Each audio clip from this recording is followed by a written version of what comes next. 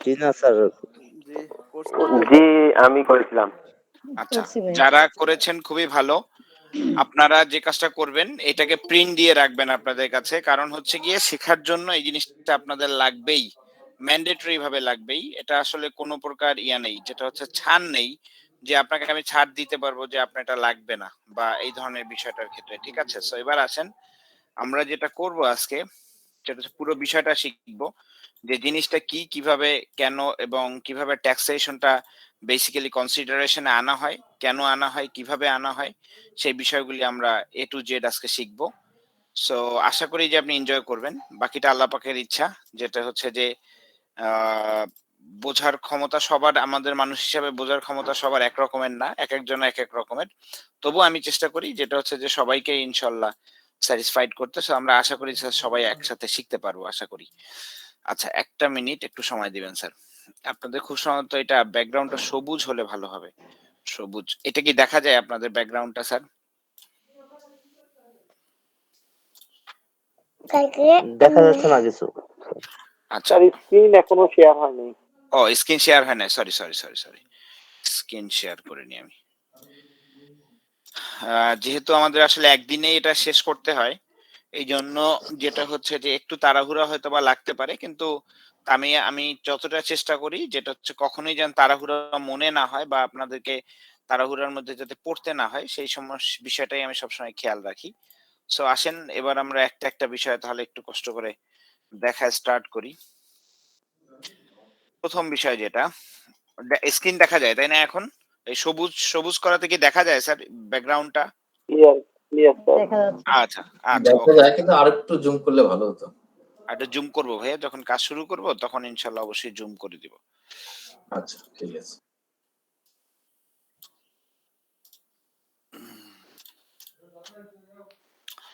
আচ্ছা ১ম আসেন যে বিষয়টা সেটা হচ্ছে আপনাদের সবার সবাইকে আমাকে পরিষ্কারভাবে শুনতে পাচ্ছেন কিনা একটু কাইন্ডলি আমাকে জানাবেন। জি, পাচ্ছি।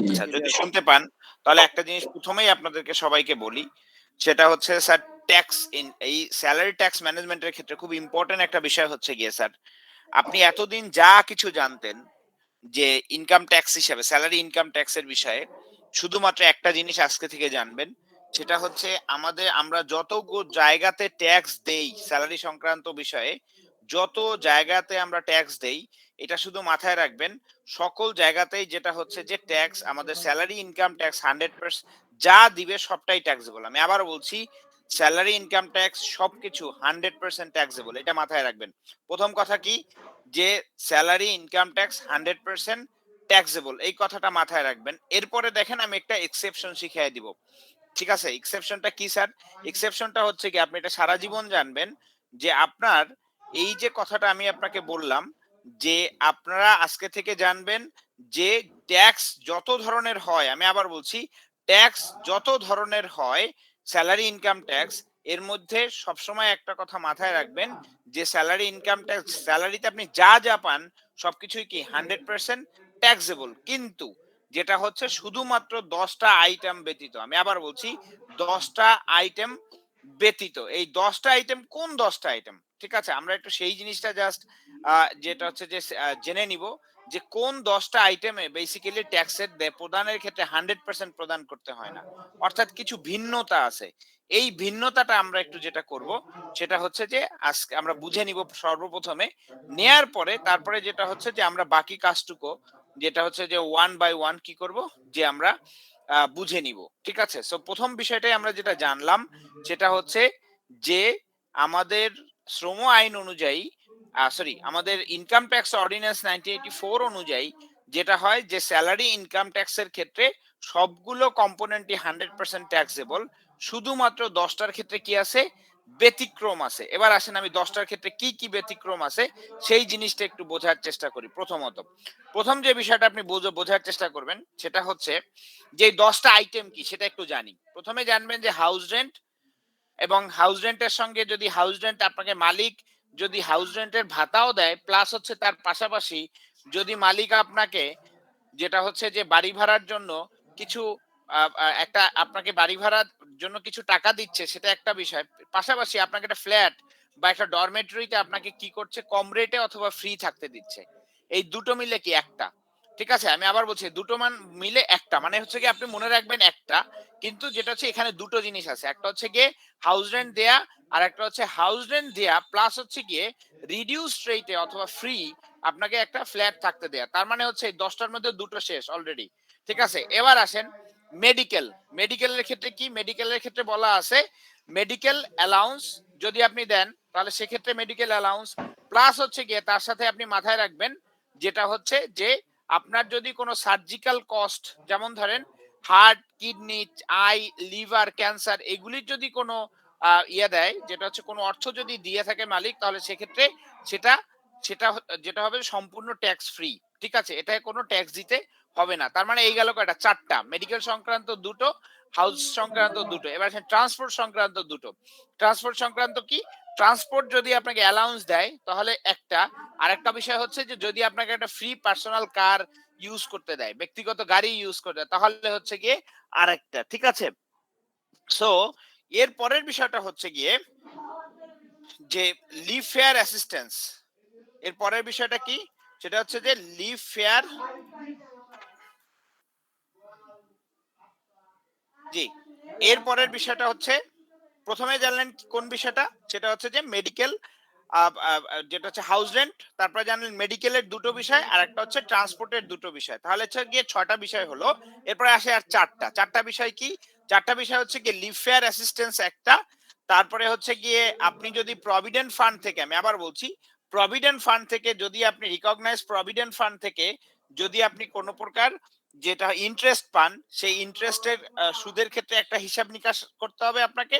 আর একটা হচ্ছে payment from recognise gratuity fund. আর payment from recognise gratuity fund খুবই সহজ বিষয়, এটা বললেই আপনি বুঝতে পারবেন। সেটা হচ্ছে যে গ্র্যাচুইটি, আপনার যদি গ্র্যাচুইটি ফান্ড থেকে 2.5 কোটি টাকা পর্যন্ত আপনি ট্যাক্স এক্সাম্পটেড পাবেন। আমি আবার বলছি গ্র্যাচুইটি ফান্ড থেকে আপনি 2.5 কোটি টাকা কি পাবেন, যে ট্যাক্স এক্সাম্পশন পাবেন, ঠিক আছে? আর একটা বিষয় হচ্ছে গিয়ে payment from workers participation fund. আর একটা হচ্ছে যে পার্টিসিপেশন ফান্ডের যে আপনি 5% প্রফিটের যে অংশ পান, সেখানে ছোট্ট একটা নিয়ম আছে। নিয়মটা খুবই সাধারণ, সেটা হচ্ছে যে যদি 50,000 টাকার উপরে, আগে ছিল 50,000 টাকার উপরে যদি আপনি কেউকে পেমেন্ট করতেন, তাহলে সেক্ষেত্রে যেটা হয় যে ট্যাক্স দিতে হইতো। আমি আবার বলছি এটা আগে থেকেই এটা এমন, যেটা হচ্ছে 50,000 টাকার উপরে যদি আপনি ওয়ার্কার্স পার্টিসিপেশন ফান্ড থেকে কোনো প্রকার অর্থ পান, তাহলে সেটাকে আসলে বেসিক্যালি যেটা হচ্ছে যে ট্যাক্সেবল ইনকাম হিসেবে 50,000 টাকার উপরে যা পাবেন সেটাকে ট্যাক্স, আপনাকে সেটার উপর ট্যাক্স দিতে হবে, ঠিক আছে?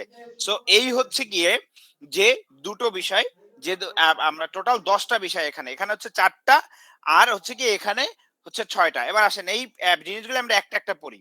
প্রথম বিষয়টা হচ্ছে কি হাউস রেন্টের বিষয়টা দেখেন। হাউস রেন্টের বিষয়টা কি, হাউস রেন্ট বলতেছে যে আপনি দেখেন কিন্তু তিনটা জিনিস এখানে, সবসময় এই জিনিসটা এভাবে করে মাথায় রাখবেন, তিনটা জিনিসের মধ্যে কি, সর্বপ্রথম জিনিস যেটা, সেটা হচ্ছে যে আপনি হাউস রেন্টের, হাউস রেন্ট যদি আপনার বেসিকের 50% হয়, অথবা টোটাল 3 লক্ষ টাকা এর বেশি হয়, অথবা যেটা হচ্ছে অ্যাট অ্যাকচুয়াল ইনকাম, যেটা হচ্ছে হাউস রেন্ট হিসাবে আপনি পাচ্ছেন, এই তিনটার মধ্যে যেটা সব থেকে কম হবে সেইটাই হবে কি আপনার, যেটা হচ্ছে যে আপনার ট্যাক্স এক্সাম্পশন পাবেন, আর বাকি টাকাটা যেটার এটার উপরে আপনাকে কি করতে হবে, ট্যাক্স দিতে হবে।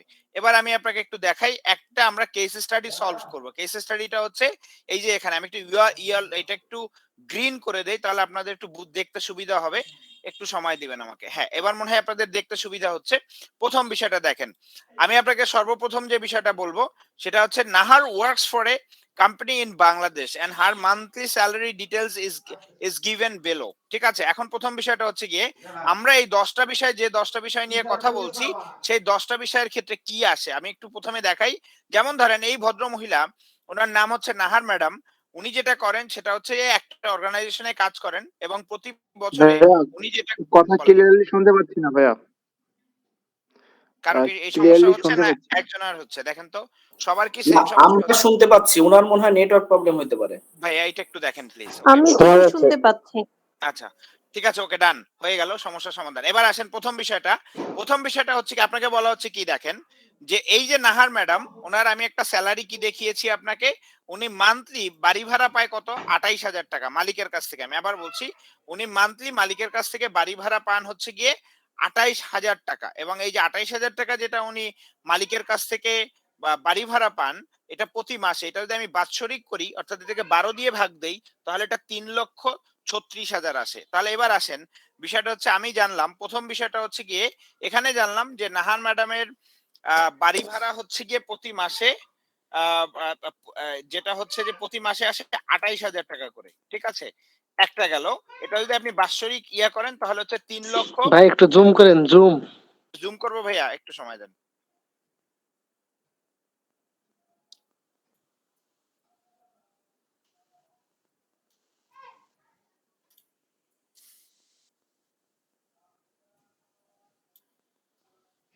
দেখেন, প্রথম বিষয়টা জানলাম সেটা হচ্ছে নাহার ম্যাডামের মান্থলি স্যালারি হচ্ছে গিয়ে, মান্থলি উনি বাড়ি ভাড়া পান মালিকের কাছে কত হাজার টাকা, 28,000 টাকা।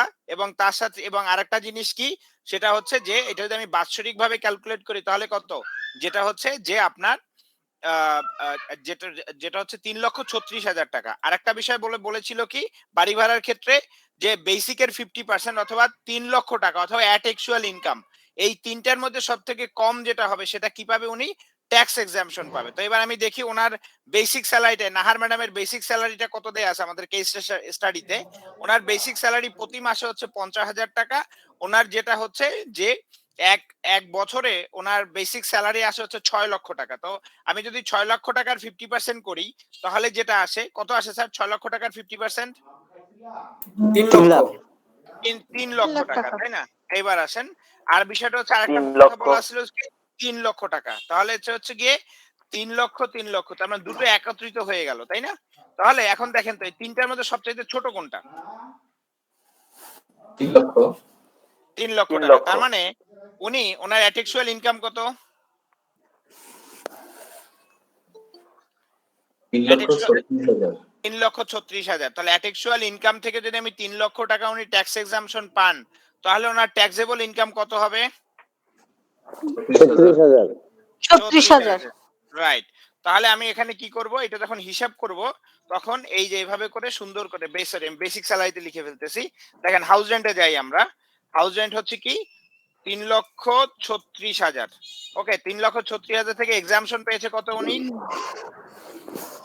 3 লক্ষ লক্ষ টাকা, তাই না? পেয়েছে। 3 লক্ষ টাকা কি পেয়েছে উনি, এক্সাম্পশন পেয়েছে। আর একটা বিষয় হচ্ছে গিয়ে ওনার তারা ট্যাক্স দিতে হবে কত, কত টাকার ইয়েতে ট্যাক্স দিতে হবে? 36,000। 36,000। 36,000 টাকায় ওনাকে ট্যাক্স দিতে হবে। ঠিক আছে, ক্লিয়ার? এতটুকু বুঝতে পারলেন কিনা? জি জি। 36,000। এক কথা ভাই, এটা মানে সহজ ভাষায় যেটা বুঝাই, জি সরি, মুক্তাদির প্রথম থেকে সাসপেন্ডটা যদি প্রথম থেকে বুঝাইতেন, আমি ক্লিয়ারলি আসলে শুনতে পাচ্ছি না, মেবি নেটওয়ার্ক প্রবলেমের কারণে। আমার ভাই।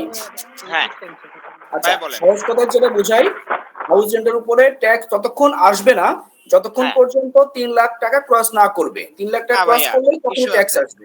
না ইস্যু ভুল আছে আপনার ইয়েটাই ভাইয়া। যেটা হচ্ছে যে আপনার যদি বেসিকের 50% অথবা 3 লক্ষ টাকা, ঠিক আছে, এই দুইটার মধ্যে যেটা কম আসবে সেটা তো ট্যাক্স এক্সাম্পশন পাবেন, বাকিটা তো ভাইয়া ট্যাক্স দিতে হবে। এখন ধরেন যদি আপনার এমন হইতো আপনার ইনকাম 2,75,000 টাকা, ঠিক আছে, কিন্তু আপনার যেটা হচ্ছে বেসিকের 50% হচ্ছে 2.5 লক্ষ টাকা, তখন কি হইতো, আপনাকে 25,000 টাকায় ট্যাক্স দিতে হইতো ভাইয়া। ক্লিয়ার? ভাইয়া বুঝি নাই স্যার। বিষয়টা এখন একটু মানে ক্লিয়ার হচ্ছে না, কাইন্ডলি যদি আবার বলেন। বুঝি না, এটা একটু ক্লিয়ার করতে হবে। ভাইয়া বুঝেন নাই? এবার দেখেন, এই যে আমি আপনাকে দেখাই, এই তিনটা ফিগার দেখতে পাচ্ছেন? জি। জি। জি আমাকে জি একটু বিষয় বলেন, এই তিনটা ফিগার কি কি আসলো আমাকে বলেন তো। আমি তিনটা শর্ত বলেছি না? জি। তিনটা শর্ত কি 50% কি? Basic salary. উপরটা হচ্ছে যে কোনো একটা অ্যাকচুয়াল ইনকামের। আমি বলে দেই স্যার, শোনেন একটু মনোযোগ দিয়ে শোনেন, বুঝতে পারবেন। ধরেন এখানে আমাদের লাকি ম্যাডাম, ওনার যেটা হচ্ছে যে উনি ধরেন এই নাহার ম্যাডামের জায়গায় আছেন। তো নাহার ম্যাডামের জায়গায় যেটা হইলো, এই লাকি ম্যাডামের যেটা হইলো যে ওনার প্রতি বছরে শুধুমাত্র বেসিক স্যালারি হচ্ছে ধরেন 3 লক্ষ টাকা, ঠিক আছে, ধরেন 3 লক্ষ টাকা। আমি আপনাকে একটা এক্সাম্পল দিচ্ছি। লাকি ম্যাডামের যেটা হচ্ছে যে বেসিক হচ্ছে প্রতি বছরে ধরেন যে 3 লক্ষ টাকা, উনি এক বছরে 3 লক্ষ টাকা কি পান, বেসিক স্যালারি পান। তো প্রথম কন্ডিশন যদি বলেন ওনার বেসিক স্যালারির 50% কত বলেন তো?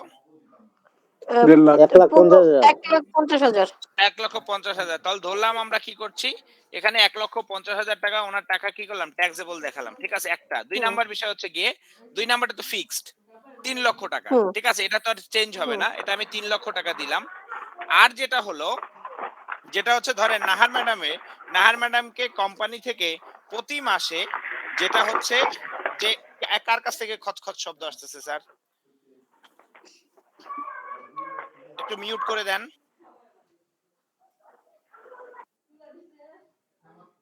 জি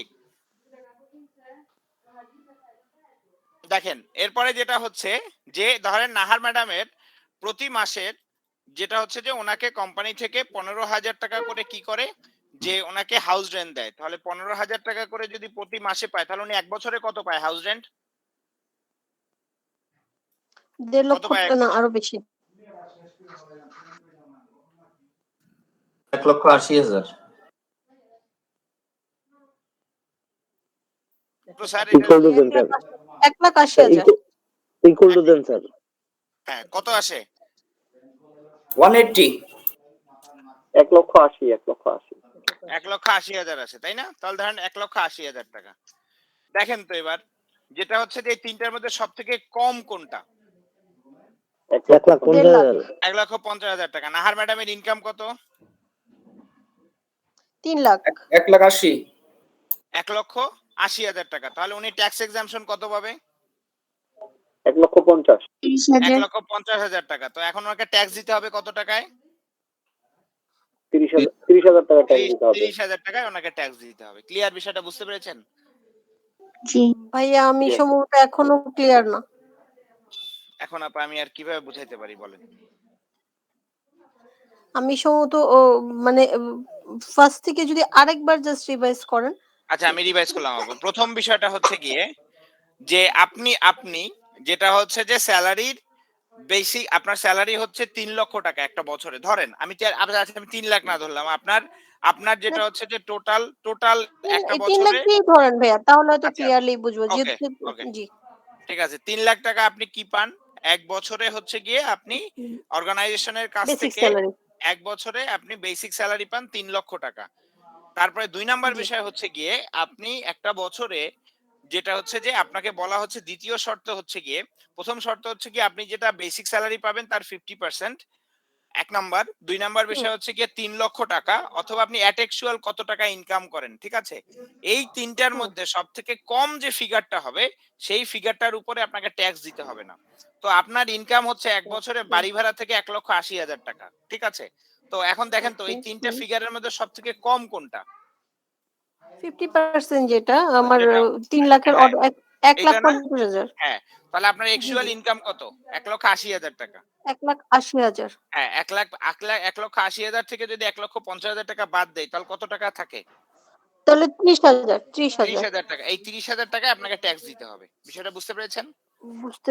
জি জি জি এখন বুঝতে পেরেছি। আচ্ছা ঠিক আছে ওকে গ্রেট। আচ্ছা তারপরের বিষয়টা থ্যাংক ইউ। দেখেন যে আপনাকে যদি মালিক কোনো কারণে, আমি আবার বলছি, আপনাকে যদি মালিক কোনো কারণে একটা বাসায় থাকতে দেয়, ধরেন যে মাসে আপনি একটা ফ্যাক্টরিতে কাজ করেন বা একটা কর্পোরেট হাউসে চাকরি করেন, আপনাকে যেটা হচ্ছে যে মালিক গুলশানে একটা ফ্ল্যাট আপনার জন্য থাকার জন্য দিয়েছে, ওই ফ্ল্যাটের ভাড়া হচ্ছে গিয়ে ধরেন 50,000 টাকা। এই 50,000 টাকা যদি আপনার ফ্ল্যাটের ভাড়া হয়, এই 50,000 টাকার যেটা হয় যে আপনি মালিককে দেন হচ্ছে প্রতি মাসে 10,000 টাকা, আর বাকি 15,000 টাকা যেটা করে সেটা হচ্ছে যে মালিক আপনার কাছ থেকে সরি, আর বাকি যে 15,000 টাকা, এই 15,000 টাকা কি করে যে মালিক তার নিজের পকেট থেকে দিয়ে দেয়। আমি আবার বলছি, তখন বাকি টাকাটা কি করে মালিক তার 15,000 টাকা করে প্রতি মাসে মালিক কি করে যে তার নিজের পকেট থেকে এই টাকাটা দিয়ে দেয়। তাহলে একটা ফ্ল্যাটের ভাড়া আসে কত স্যার, একটা ফ্ল্যাটের ভাড়া ধরেন যেটা হচ্ছে যে 25,000 টাকা, ঠিক আছে স্যার বুঝতে পারছেন কিনা বিষয়টা? আমি কিন্তু আবার রিপিট করতে গেলে আজকে রাত্রে আর আমি জি জি এই ট্যাক্সের ক্লাস শেষ জি জি করতে পারবো না। আপনারা সবাই একটু না বুঝতে পারলে আমি একবারই বুঝিয়ে যাব, এরপরে বললে কিন্তু আমি আবার রিপিট করতে পারবো না স্যার। একটু বলেন আমাকে স্যার। তাহলে হ্যাঁ বললাম আরেকবার স্যার হ্যাঁ যেটা হচ্ছে যে আপনার অর্গানাইজেশনে যখন চাকরি করেন তখন মালিক যে কাজটা করেছে সেটা হচ্ছে যে আপনাকে গুলশানে একটা বাসায় থাকতে দিয়েছে, যে বাসাটায় আপনাকে থাকতে দিয়েছে সেই বাসার ভাড়াটা হচ্ছে গিয়ে 25,000 টাকা ধরেন ফ্ল্যাটের। আপনি মালিককে কি করেন, যে আপনাকে যেটা করতে হয় সেটা হচ্ছে যে মালিক আপনাকে দিচ্ছে হচ্ছে ওই ভাড়া টাকার যে 15,000 টাকা মালিক দেয়, 10,000 টাকা আপনি মালিককে দেন। অথবা ধরেন যদি আপনার এখানে দুটো সিনারিও, মালিক হয় আপনাকে কি করতে পারে যে বিনা পয়সায়ও দিতে পারে, অথবা যেটা হচ্ছে যে আপনার মালিক কি করে যে আপনাকে একটা রিডিউসড কি করে রেটে মালিক আপনাকে ইয়েটা দেয়, যেটা হচ্ছে যে আপনাকে একটা ভ্যালুর একটা নির্দিষ্ট অ্যামাউন্টে আপনাকে বাসাটা থাকতে দিয়েছে, ঠিক আছে? তো এখন ধরেন আমি যদি আপনাকে এই জিনিসটা ধরি তাহলে কি হবে, আসলে সিচুয়েশনটা কি হবে? সিচুয়েশনটা হলো গিয়ে যদি আপনাকে মালিক কোনো রেন্টেড বাসা দেয়, বাসা দিলে আপনাকে যেটা করতে হবে সেটা হচ্ছে যে আপনাকে ট্যাক্স দিতে হবে, আপনার বেসিকের 25% হারে ট্যাক্স দিতে হবে। এখন ধরেন আমরা যে আগে যে ভদ্র মহিলার কথা চিন্তা, আমি লাকি আপার কথা বলেছিলাম একটু আগে, ধরেন লাকি আপার একটা বছরে তিনি যেটা হচ্ছে যে উনি বেসিক স্যালারি মালিকের কাছ থেকে পান কত, 3 লক্ষ টাকা। ধরেন এই 3 লক্ষ টাকা যদি উনি, আমি 3 লক্ষ না, ধরেন যে আমি আপার ক্ষেত্রে একটু বাড়ায় বলি, ধরেন যে 4 লক্ষ টাকা আপনি কি পান মালিকের কাছ থেকে, যেটা হচ্ছে যে বেসিক পান। এখন যেটা হচ্ছে এই বেসিকের 25% আপনাকে কি করতে হবে, যে ট্যাক্স দিতে হবে। যদি আপনি মালিকের কাছ থেকে যদি কোনো রেন্টেড হাউস পান, আমি আবার বলছি, মালিকের কাছ থেকে যদি কোনো মালিক ধরেন যে আপনার এই জব রোলের পাশাপাশি আপনাকে একটা বাসা দিচ্ছে থাকার জন্য, যদি এমন দেয় তাহলে মালিক আপনার কাছ থেকে যেটা হবে সেটা হচ্ছে যে আপনাকে এক্সট্রা এই যে বাসাটা ভোগ করার জন্য আপনাকে কি করতে হবে, 25% হারে ট্যাক্স দিতে হবে। 25% মানে কত স্যার? 1 লক্ষ। 1 লাখ। 1 লক্ষ টাকা, যেই টাকাটার উপরে আপনাকে ট্যাক্স দিতে হবে যদি আপনাকে বাসাটা একদম ফ্রি দেয়। এবার ধরেন মালিককে আপনি কি করেন, যে প্রতি মাসে মাসে যেটা হয় যে একটা টাকা একটা ছোট অ্যামাউন্ট আপনি দেন। ধরেন যে আমি 25,000 একটা এক্সাম্পল দিয়েছিলাম না, ধরেন যে 25,000 টাকা ভাড়া, মালিক 15,000 টাকা দেয়, আপনি দেন 10,000 টাকা। এই যে 10,000 টাকা যে মালিককে আপনি ভাড়া পরিশোধ করেন, আপনি যেটা করবেন সেটা হচ্ছে যে ওই যে অ্যাটেক্সুয়াল যে ইয়েটা আছে, যে ভাড়াটা আছে, তখন যেটা হবে সেটা হচ্ছে যে এই যে এখানে একটু ভাড়ার পরিমাণটা বেশি হয়ে গেছে, ধরেন যে আপনি মালিককে ধরেন যে 5,000 টাকা করে দেন, 10,000 না দেন, 5,000 টাকা করে দেন, 20,000 টাকা মালিক বহন করে। তখন আপনাকে যেটা করতে হবে সেটা হচ্ছে যে এই যে টাকাটা আমাদের বের হয়েছে, যে টাকাটা, এই টাকাটা কত বের হয়েছে, 1 লক্ষ টাকা, অর্থাৎ 25%। এখন যে জিনিসটা হবে সেটা হচ্ছে যে আপনি মালিককে যেটা করবেন সেটা হচ্ছে যে ওই যে মালিককে 5,000 টাকা করে প্রতি মাসে দিতেন, তাহলে 5 × 12 কত, 60,000 টাকা। 60,000 টাকা যেটা মালিককে আপনি আগে পরিশোধ করেছেন, যে টাকাটা আপনি মালিককে দিয়েছেন বাড়ি ভাড়া হিসেবে, ওই টাকাটা এই 25% থেকে বাদ দিবেন। দেওয়ার পরে যে অ্যামাউন্টটা থাকবে অর্থাৎ 40,000 টাকা, এই 40,000 টাকা কি করতে হবে, আপনাকে ট্যাক্স দিতে হবে। এই 40,000 টাকার উপরে কি করবেন, আপনি মালিককে, সরকারকে ট্যাক্স দিবেন। বিষয়টা ক্লিয়ার? মানে যদি আমার মালিক জি স্যার, পুরোটা clear। পে করে সেই ক্ষেত্রে হচ্ছে আমি 1 লাখ টাকার উপরে 25% দিব। না 1 লাখ আর না যদি আপা, আমি প্রতি আপনার বেসিকের 25%, এই যে আমি স্লাইডে কিন্তু দেখিয়েছিলাম। সরি জি হ্যাঁ হ্যাঁ, যে না, যেটা হচ্ছে যে আমার বেসিক, বেসিকের 25%।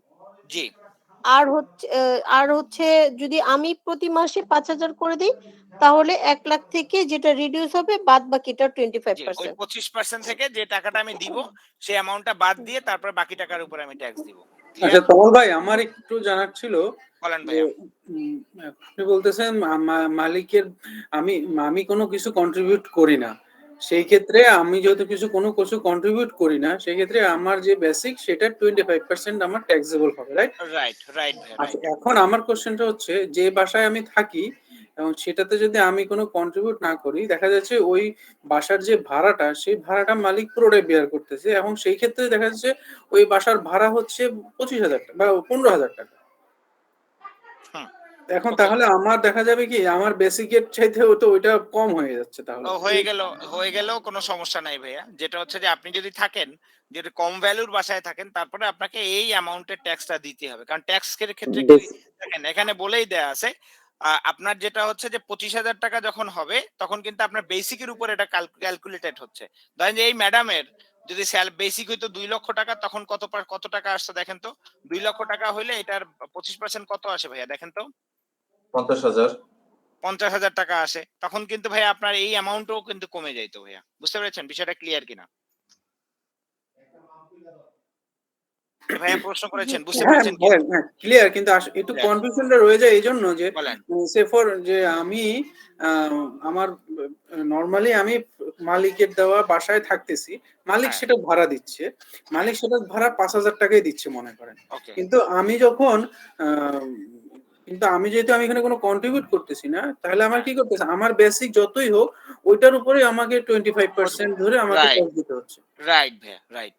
তার মানে আমি তো তাইলে মালিকের কাছ থেকে বেশি ভাড়ার বাসা ডিমান্ড করতে পারি। হ্যাঁ, বেশি ভাড়া করেন, কোনো সমস্যা নাই। আপনি মালিকের কাছ থেকে এখন যেভাবে করবেন। এনিওয়ে এখন যদি আমি সেই ক্ষেত্রে যদি আমি এনিওয়ে আমি কম ভাড়ার বাসায় থাকতেছি সেটা ঠিক আছে, কিন্তু আমি কম ভাড়ার বাসায় থাকতেছি কিন্তু আমাকে ট্যাক্স দিতে হচ্ছে ওই রকম। রাইট। কিন্তু তাহলে এখন মানে এই জিনিসটা একটু মানে ভাড়ার সঙ্গে সম্পর্ক নাই। ভাড়ার সাথে সম্পর্ক নাই ভাইয়া। এটা আসলে বেসিক্যালি আমি একটা বেসিক এটা বেসিকের সাথে সম্পর্কিত ভাইয়া। ওকে, ঠিক ক্লিয়ার? আছে, ঠিক আচ্ছা, আছে। তার মানে আমার বাড়ির বিষয়টা গেল প্রথমে দেখেন। স্যার কিছু না মনে করলে স্যার ওই যে বলেন। প্রথম স্লাইডটা 3 নাম্বার পয়েন্টটা এট অ্যাকচুয়াল ইনকামটা স্যার হ্যাঁ। ওইটা কিভাবে আসলো টাকাটা এটা একটু অ্যাটেক্সুয়াল বলতে। ইনকাম মানে ওই যে যেটা হচ্ছে আপনি অ্যাটেক্সুয়াল ইনকাম মানে কি? টোটাল হাউস রেন্ট এই যে ভাড়া দিয়ে হ্যাঁ, পূরণ। হ্যাঁ, এই যে নাহার ম্যাডামকে যেটা আমি শিখিয়েছিলাম আপনাদের একটু আগে বললাম না যে উনি আসলে মালিকের কাছে কত টাকা পায় সেটা বলেছিলাম। আচ্ছা আচ্ছা ঠিক আছে। অ্যাটেক্সুয়াল ইনকাম মানে উনি কত টাকা ইনকাম করেন কত টাকা হাউস রেন্ট বাবদ সেই পাচ্ছে সেটাই তো নাকি? জি জি জি জি, ও থ্যাংক ইউ স্যার। ঠিক আছে।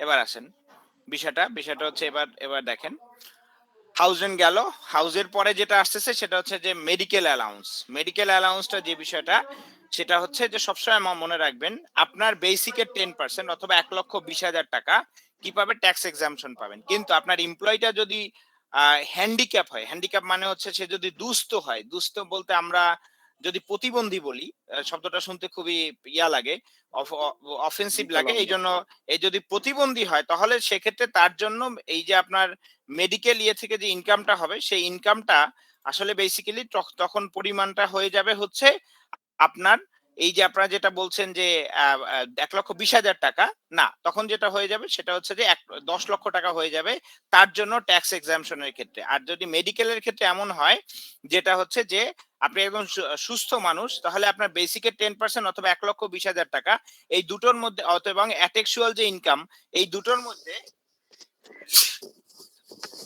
মধ্যে যেটা আপনার যেটা কম হবে সেটাই আপনি ট্যাক্স এক্সাম্পশন পাবেন। তো এবার আমি আরেকটা ছোট্ট উদাহরণ দিয়ে দেখাই। প্রথমে আসেন, প্রথম বিষয়টা হচ্ছে গিয়ে আপনি মালিকের কাছ থেকে যেটা হচ্ছে 1,20,000 টাকা, সরি 1,20,000 টাকা, এবং আপনার বেসিক স্যালারি ধরেন যে কত ধরতে হবে, বেসিক স্যালারি ধরেন যে 4 লক্ষ টাকা, বেসিক স্যালারি 4 লক্ষ টাকা। তো 4 লক্ষ টাকা 10% কত হয় স্যার? 40,000। 40,000 টাকা। 40,000। 40,000 টাকা। আর আপনি মালিকের কাছ থেকে প্রতি মাসে যেটা হচ্ছে যে ইয়া হিসাবে মেডিকেল অ্যালাউন্স হিসাবে পান হচ্ছে 5,000 টাকা করে। ঠিক আছে? তাহলে দেখেন আপনার 5,000 টাকা 5কে যদি আমি 12 দিয়ে ভাগ তাহলে কত হয়? 60,000 টাকা, তাই না? তাহলে টোটাল দেখেন 3টা জিনিস আমি যোগ করি এখন। দেখেন কিন্তু 3টা জিনিস। একটা হচ্ছে 1,20,000 টাকা, এবং যেটা হয় যে আপনার বেসিকের 10% কত? 40,000 টাকা, আর একটা হচ্ছে 60,000 টাকা। এই তিনটার মধ্যে কম কোনটা? 1,20,000 টাকাটা কি? এই যে 1,20,000 টাকা এখানে সরাসরি বলে দিছে যে received amount exceeds 10% of the basic salary or টাকা 1,20,000 annually whichever is less shall be included in the income। ঠিক আছে? এবার দেখেন আমাকে একটু বিষয় বলেন যে এখানে আমাকে বিষয়টা বলেন যে এই তিনটার মধ্যে, ঠিক আছে, তিনটার মধ্যে সবথেকে কম কোনটা? 40,000। 40,000 টাকা। তাহলে আপনি ট্যাক্স এক্সাম্পশন কত পাবেন আপনি? আমি এই শব্দটা কার কাছ থেকে আসে? জি, শুনতে পাচ্ছেন? বলেন জি। এবার তিনটার মধ্যে কম কোনটা? 40,000। 40,000। তাহলে উনি ট্যাক্স এক্সাম্পশন কত পাবে? 40,000। 40,000 টাকা। তাহলে ওনার অ্যাটেক্সুয়াল ইনকাম কত? 60,000। তাহলে উনি ট্যাক্স দিবে কত টাকায়? 60,000। 20,000 এ। 20,000 টাকায় উনি ট্যাক্স দিবে। কারণ 60,000 টাকা হচ্ছে উনি ট্যাক্স এক্সাম্পশন পেয়েছে, 20,000 টাকা উনি ট্যাক্স দিবে। এবার ধরেন আমি যদি একটু একটু জিনিসটা একটু ঘুরিয়ে শিখাই, দেখেন একটু মজার জিনিস হচ্ছে যদি এই লোকের ইনকাম 1,40,000 টাকা ধরেন যে ওনার বেসিকের 10% হইতো, আর যদি অ্যাটেকচুয়াল ইনকামটা যদি ওনার ধরেন 1,10,000 10,000 না 1,00,000 ভাই আপনি 14 লক্ষ দিয়ে দিয়েছেন মনে হয়। সরি 1,40,000 তো দাঁড়ান, আচ্ছা ধরেন যে ওনার অ্যাটেকচুয়াল ইনকাম হচ্ছে গিয়ে 1,30,000, ঠিক আছে? এবার আপনি আমাকে বলেন যে এই সিনারিওটা যদি এমন হইতো তাহলে সেক্ষেত্রে উনি ট্যাক্স কত দিত? 1,20,000 ভাই এটা এর আরেকবার একটু বর্ণনা করবেন? দেখেন এই তিনটা ফিগার আছে না, জি এই প্রথম ফিগারটা কি? উনি 1,20,000 টাকা যেটা আছে সেটা ওনার বেসিকের 10% যদি ধরেন, ওনার যদি বেসিকের 10% যদি হয় কত, 1,40,000 টাকা, 1,40,000। আর যেটা হচ্ছে ওনার অ্যাটেকচুয়াল ইনকাম হচ্ছে কত, যেটা হচ্ছে মালিক ওনাকে দিচ্ছে 1,30,000 টাকা, তাহলে এটার তিনটার মধ্যে কম কোনটা? 1,20,000 তাহলে উনি ট্যাক্স 1,30,000 এক্সাম্পশন কত? 10,000 টাকা ট্যাক্স দিতে 10,000 হতো। রাইট, 10,000। উনি যেটা করতেন 1,20,000 টাকা ট্যাক্স এক্সাম্পশন পেতেন, আর 10 এই যেটা অ্যাটেকচুয়াল ইনকামটা এখান থেকে বাদ দিলে উনি 10,000 টাকায় ট্যাক্স দিতেন। বোঝা যাচ্ছে বিষয়টা? জি জি ভাইয়া জি, বুঝতে ওকে, পেরেছি এবার। অসম। এরপরের বিষয়টা দেখেন যে মালিক যদি আপনাকে কখনো এই যে এখানে চাইছে হার্ট, তারপর হচ্ছে কিডনি, তারপর আই, লিভার, ক্যান্সার, এগুলির কোনো সার্জারির কোনো টাকা দেয়, অথবা যদি আপনাকে ইন্স্যুরেন্স থেকে কোনো টাকা দেয়, তাহলে সেই টাকাটা 100% কি হবে? ট্যাক্স ফ্রি হবে। আমি আবার বলছি, সেই টাকাটা 100% ট্যাক্স ফ্রি হবে, ঠিক আছে? এটার জন্য কোনো প্রকার ট্যাক্স আপনাকে কি করতে হবে না, যে পে করতে হবে না। বিষয়টা ক্লিয়ার? স্যার ওটা কি আমি জি ইনকাম ভাই। ট্যাক্স ডিটেইলে দেখাবো? না, এটা 100% ইন্স্যুরেন্সের ট্যাক্স কভারেজ এক্সাম্পটেড ভাই, এটা 100% ট্যাক্স এক্সাম্পটেড, এটা কোথাও আপনাকে দেখাতে হবে না। ক্লিয়ার? Thank you sir. জি ও ইনকাম হিসেবে তো দেখানো লাগবে না নাকি? না না, ওগুলো ইনকাম হিসেবে দেখাতে হবে, যেটা ট্যাক্স এক্সাম্পটেড সেটা ইনকাম হিসেবে দেখানো লাগবে না, ঠিক আছে? ওকে ঠিক আছে। ওকে, এবার আসেন, আচ্ছা ভাই, আপনি এখানে যে 5টা অপশন দিয়েছেন, ওই 5টা অপশনের বাইরে যদি হয়? তাহলে বাই ট্যাক্সেবল, ওকে। ঠিক আছে? এবার আসেন, এরপরে বিষয় হচ্ছে গিয়ে যে ট্রান্সপোর্ট, যেটাকে আমরা বলি হচ্ছে গিয়ে আমরা আমাদের দেশে আমরা স্বাভাবিকত বলি হচ্ছে কনভিন্স অ্যালাউন্স, তাই না? এই কনভিন্স যেটা আছে, এই এই যে বিষয়টা, এটার ক্ষেত্রে স্ট্রেট মাথায় রাখবেন যে আপনি যদি মালিকের কাছ থেকে শুধুমাত্র যেটা হচ্ছে কনভিন্স বাবদ বা ট্রান্সপোর্ট বাবদ কোনো অর্থ পান, তাহলে স্ট্রেট 30,000 টাকা আপনি ট্যাক্স এক্সাম্পশন পাবেন। আমি আবার বলছি, স্ট্রেট কত পাবেন? 30,000 টাকা আপনি ট্যাক্স এক্সাম্পশন পাবেন। ধরেন যে আপনি ওই একটা বছরে মালিকের কাছ থেকে যেটা হচ্ছে যে 40,000 টাকা পান, তাহলে আপনি কত টাকা ট্যাক্স দিতে হবে? 10,000 10,000 টাকা, যদি আপনি 35 পান তাহলে কত টাকায় দিতে হবে? 5,000 টাকা 5,000 5,000 টাকা। এবার আসেন, আমি কিন্তু একটা কথা বলেছি প্রথমেই, যে যদি আপনি শুধুমাত্র কি পান, যে কনভিন্স অ্যালাউন্স পান, কিন্তু আপনি অন্য কিছু মালিকের কাছ থেকে ট্রান্সপোর্ট বাবদ পান না, ঠিক আছে? অর্থাৎ যেটা হচ্ছে যে কোনো গাড়ি বা কোনো কিছু পান না। কিন্তু মজার জিনিস হচ্ছে, যদি আপনি গাড়ি পান মালিকের কাছ থেকে, তাহলে কিন্তু এই 30,000 ট্যাক্স এক্সাম্পশন আর পাবেন না। আমি আবার বলছি, এই 30,000 ট্যাক্স এক্সাম্পশন কি করবেন না, আপনি পাবেন না। যদি আপনি গাড়ি পান, আর কনভিন্স অ্যালাউন্সও পান, প্লাস গাড়িও পান, তাহলে সেক্ষেত্রে কিন্তু আপনাকে কি করা হবে না, যে এই কনভিন্স অ্যালাউন্সের যে ট্যাক্স এক্সাম্পশনের যে সুবিধা, এটা কিন্তু বাতিল হয়ে যাবে, তখন আর এটা পাওয়া যাবে না। কিন্তু আপনি শুধুমাত্র কনভিন্স পান, তাহলে 30,000 টাকা আপনি এক্সাম্পশন পাবেন। এবার আসেন, এটা গেল না একটা বিষয়, এবার আসেন এর পরের বিষয়টা দেখেন। পরের বিষয়টা যেটা হচ্ছে যে আপনার সরি, পরের বিষয়টা নিচের এই জায়গাটাতে আছে, সেটা হচ্ছে যদি কোনো কারণে, আমি আবারও বলছি, যদি কোনো কারণে মালিক আপনাকে একটা ফুল টাইম গাড়ি দেয়, যেটা আপনি ব্যক্তিগত কাজে ইউজ করবেন, আমি আবার বলছি, মালিক আপনাকে একটা ফুল টাইম গাড়ি দেয় অফিস থেকে, যেটা আপনি ব্যক্তিগত কাজে আপনি ইউজ করবেন, অর্থাৎ যেটা হচ্ছে যে অফিসের বা ব্যক্তিগত যত কাজ আছে সবগুলো আপনি এটা দিয়ে করবেন। যদি এমন হয়, তাহলে আবার একটা ঝামেলা আছে। ঝামেলাটা কি? ঝামেলাটা হচ্ছে, প্রথম 1 নম্বরে তো বলেছি যে উপরে 30,000 টাকার যে ট্যাক্স এক্সাম্পশন পাবেন সেটা আর পাবেন না, শেষ, ওটা আপনার এখান থেকে চলে গেল। 2 নম্বর বিষয় হচ্ছে গিয়ে যে আপনি এই যে গাড়িটা পাবেন, এই গাড়িটা পাওয়ার জন্য আপনাকে এক্সট্রা ট্যাক্স দিতে হবে। এক্সট্রা ট্যাক্স কি বলা আছে, হয় বেসিকের 5%, অথবা যেটা হচ্ছে 60,000 টাকা, এই দুইটার মধ্যে যেটা বেশি হবে সেই অ্যামাউন্টটাতে আপনাকে কি করতে হবে, ট্যাক্স দিতে হবে। এখন আসেন এটার জটটা একটু খুলি। ধরেন এই ভদ্রলোকের যেটা হচ্ছে যে বেসিক হচ্ছে 4 লাখ টাকা ধরেন, তাহলে 4 লাখ টাকা বেসিক হলে আজকে ক্লাসে মাঝখানে জয়েন করলে আসলে কি শিখবে আল্লাহই জানে উনি। ঝামেলা হয়ে যাবে ওনার আসলে। দেখেন প্রথম বিষয় হচ্ছে 5% যদি আমি দেই তাহলে এটা প্রথম বলছে কি 60,000 টাকা। প্রথমে বলা আছে কি 60,000 টাকা। অনেকে প্রশ্ন করে ভাই 60,000 টাকা কোথায়? এই দেখেন বলা আছে 60,000 টাকা অথবা 5% বেসিকের। এই দুটোর মধ্যে যেটা বেশি হবে মনে রাখেন, কিন্তু এখানে কিন্তু বেশি, সব জায়গায় কম ছিল, এটা বেশি। দুইটার মধ্যে যেটা বেশি হবে সেই অ্যামাউন্টে কি করতে হবে? ট্যাক্স দিতে হবে। তাহলে 60,000 টাকা, আর যদি ধরেন 4 লক্ষ টাকা ওনার বেসিক হয়, তাহলে এবার দেখেন তো ওনার ইয়েটা কত আসে? 20,000। 20,000 20,000 20,000 টাকা। তাহলে এবার দেখেন ওনাকে ট্যাক্স দিতে হবে কত টাকার উপরে? 60,000। 60,000 টাকার 60,000 টাকার উপরে ওনাকে ট্যাক্স দিতে হবে। ঠিক আছে, ক্লিয়ার? আচ্ছা আচ্ছা ভাই, এখানে আরেকটা কোশ্চেন আছে ভাই বলেন আমাদের। ভাইয়া। নরমালি আমাদের স্যালারি ব্রেকডাউন যেটা হয় সবগুলোর মধ্যে কনভেনশনাল আলাদা থাকেই, হুম। ঠিক আছে? সেটা বেসিকে 15% আর 20%। এটার বাহিরে যখন আবার কেউ কার অ্যালাউন্স পাইলো, সেটা কার অ্যালাউন্স সাপোজ সে পার মান্থ 40,000 টাকা করে পেলো, জি। তাহলে তো ডাবল ট্যাক্স হয়ে যাচ্ছে ওই না, কনভেন্সের উপরেও। ইস্যু আছে ভাইয়া। দুইটা জিনিস দেখেন। একটা জিনিস হচ্ছে আপনি গাড়ির যেটা পান সেটা হচ্ছে যে আপনি আপনি আপনি প্রতি মাসে আপনাকে একটা অ্যালাউন্স দেওয়া হয়, ঠিক আছে? অ্যালাউন্স হচ্ছে একটা বিষয়। আর হচ্ছে আপনাকে ফুল টাইম একটা গাড়ি আমি দেই, ঠিক আছে? তখন কি হয়? তখন আপনার ওই যে টাকাটা, আপনি আপনাকে গাড়ির জন্য 30,000 টাকা ছাড় দিয়েছি, ওই জি। টাকাটা কিন্তু ইউজ হয় না। ওই ইউজ হয় না বলে ওই টাকাটা আপনাকে ট্যাক্সটা তুলে নিচ্ছে। প্লাস হচ্ছে কি আপনাকে ট্যাক্সটা কোথা থেকে আদায় করতেছে? এই যে গাড়ির উপর থেকেও ট্যাক্স আদায় করছে, প্লাস ওখানে যেটা আপনাকে সুবিধা দিয়েছিল সেটা থেকেও অ্যালাউ করছে। এখন আপনি আমাকে প্রশ্ন করতে পারেন যে ভাই এটা কারণটা কি? এভাবে তো সরকার হওয়ার কথা না। সরকার আসলে বাংলাদেশে চায় না যে মানুষ গাড়ি চালাক। অর্থাৎ রাস্তার যেহেতু অপ্রতুলতা আছে, এই জন্য সে চায় যে না ভাই তুমি গাড়ি চালাও না, তুমি গাড়ি কম চালাও, এতে করে আমার সুবিধা। যেমন ধরেন গাড়িতে ইচ্ছা করে প্রতি বছর ট্যাক্স বাড়ায়, কারণ কি? মানে কাস্টমস বাড়ায়। কাস্টমস বাড়ানোর মূল কারণ হচ্ছে গিয়ে যে ভাই তুমি গাড়িটা কম আনো বাংলাদেশে, রাস্তাঘাট আমি করতে পারছি না, তুমি আমাকে গাড়ি কম নিয়ে আসো দেশে। সো এইটা হচ্ছে গিয়ে মূল বিষয়টা। ক্লিয়ার? বিষয়টা যানজট বুঝতে পেরেছেন? নিরসনের উদ্দেশ্যে। জি। আচ্ছা, এতটুকু বুঝতে পেরেছেন কিনা? ক্লিয়ার কিনা বিষয়টা? জি জি বুঝতে পেরেছি। জি। এবার আছেন ভাইয়া কনভিন্স আমি গেল। বুঝলাম না 60,000 থেকে 20,000 মাইনাস কেন হলো না? আপা মাইনাস হলো না বিকজ দুইটার মধ্যে হায়ার বলছে না, দুইটার মধ্যে সবচেয়ে বেশি যেটা সেটা।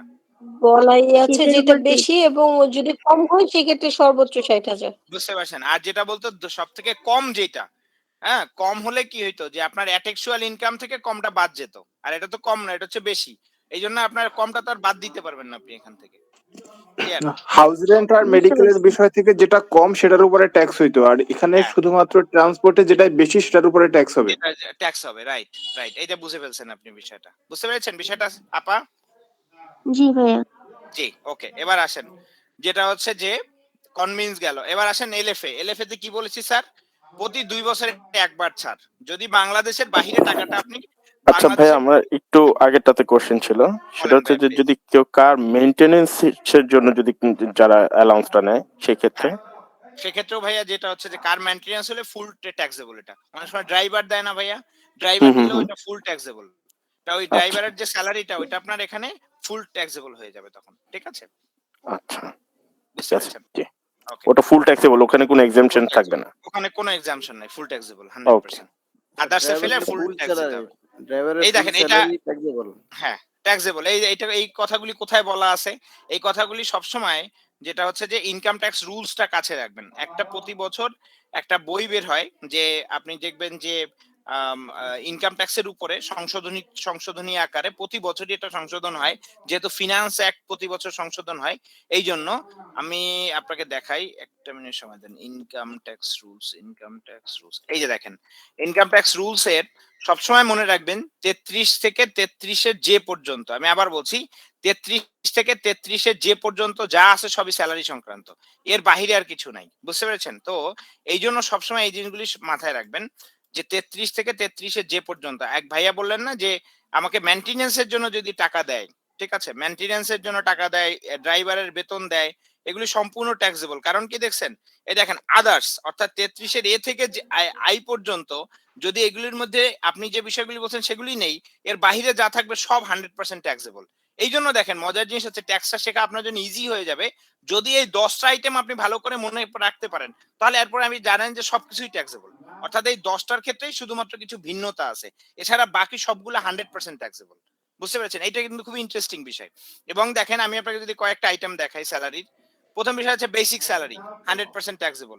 হাউস রেন্ট আপনি জানেন এখানে ছাড় আছে, মেডিকেলে ছাড় আছে, ট্রান্সপোর্টে ছাড় আছে, ফুডে কোনো ছাড় নাই 100% taxable. Eid bonus 100% taxable, KPI bonus 100% taxable, leave encashment 100% taxable, maternity benefit 100% taxable. বুঝতে পারছেন? সো শুধুমাত্র ছাড় কোথায়? ছাড়ের জায়গাটা হচ্ছে কি আপনার এই 10টা জায়গাতে আপনি শুধুমাত্র ছাড় পাবেন।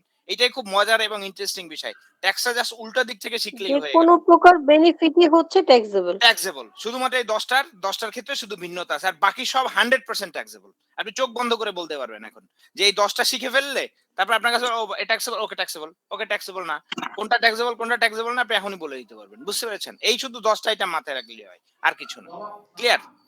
এরপরে আসেন এর পরের বিষয়টা যেটা হচ্ছে এলএফএ। এলএফ এর ক্ষেত্রে অনেক আগেই আমি আপনাদেরকে বলেছি যে আপনি যদি এই টাকাটা বিদেশে কোথাও ট্রাভেল করেন, অর্থাৎ আপনার ফ্যামিলি নিয়ে আপনি বিদেশে যাচ্ছেন, তখন যদি বিদেশে এয়ার ফেয়ারের জন্য বা কোনো বিদেশে ট্রাভেলের জন্য কোনো কিছুতে আপনি খরচ করেন, তাহলেই কেবলমাত্র শুধুমাত্র আপনাকে এই ইয়েটা দিতে হবে, যেটা হচ্ছে যে এটার জন্য প্রতি 2 বছরে একবার ট্যাক্স দিতে হবে। ঠিক আছে? এটা হচ্ছে কি আমার এই ইয়ের ক্ষেত্রে, লিভ ফেয়ার অ্যাসিস্ট্যান্সের ক্ষেত্রে। এরপরে আসেন যেটা হচ্ছে interest from recognised provident fund. আমি আবার বলছি interest from recognised provident fund, অর্থাৎ আপনার প্রভিডেন্ট ফান্ডটা কি আছে যে অ্যাপ্রুভড আছে। এবার ধরেন আপনি প্রতি মাসে, এই ধরেন আমি নাহার ম্যাডামের ঘটনাটাই ধরি, নাহার ম্যাডাম যেটা করে সেটা হচ্ছে উনি ওনার বেসিক স্যালারির 8% প্রভিডেন্ট ফান্ডে কন্ট্রিবিউট করেন। তো বেসিক স্যালারি কত ওনার? 50,000 টাকা। এটা যদি প্রতি মাসে উনি যদি করে কত, যেটা হচ্ছে 8%, তো 50,000 টাকা 8% কত আসে একটু বলেন তো আপনারা? 50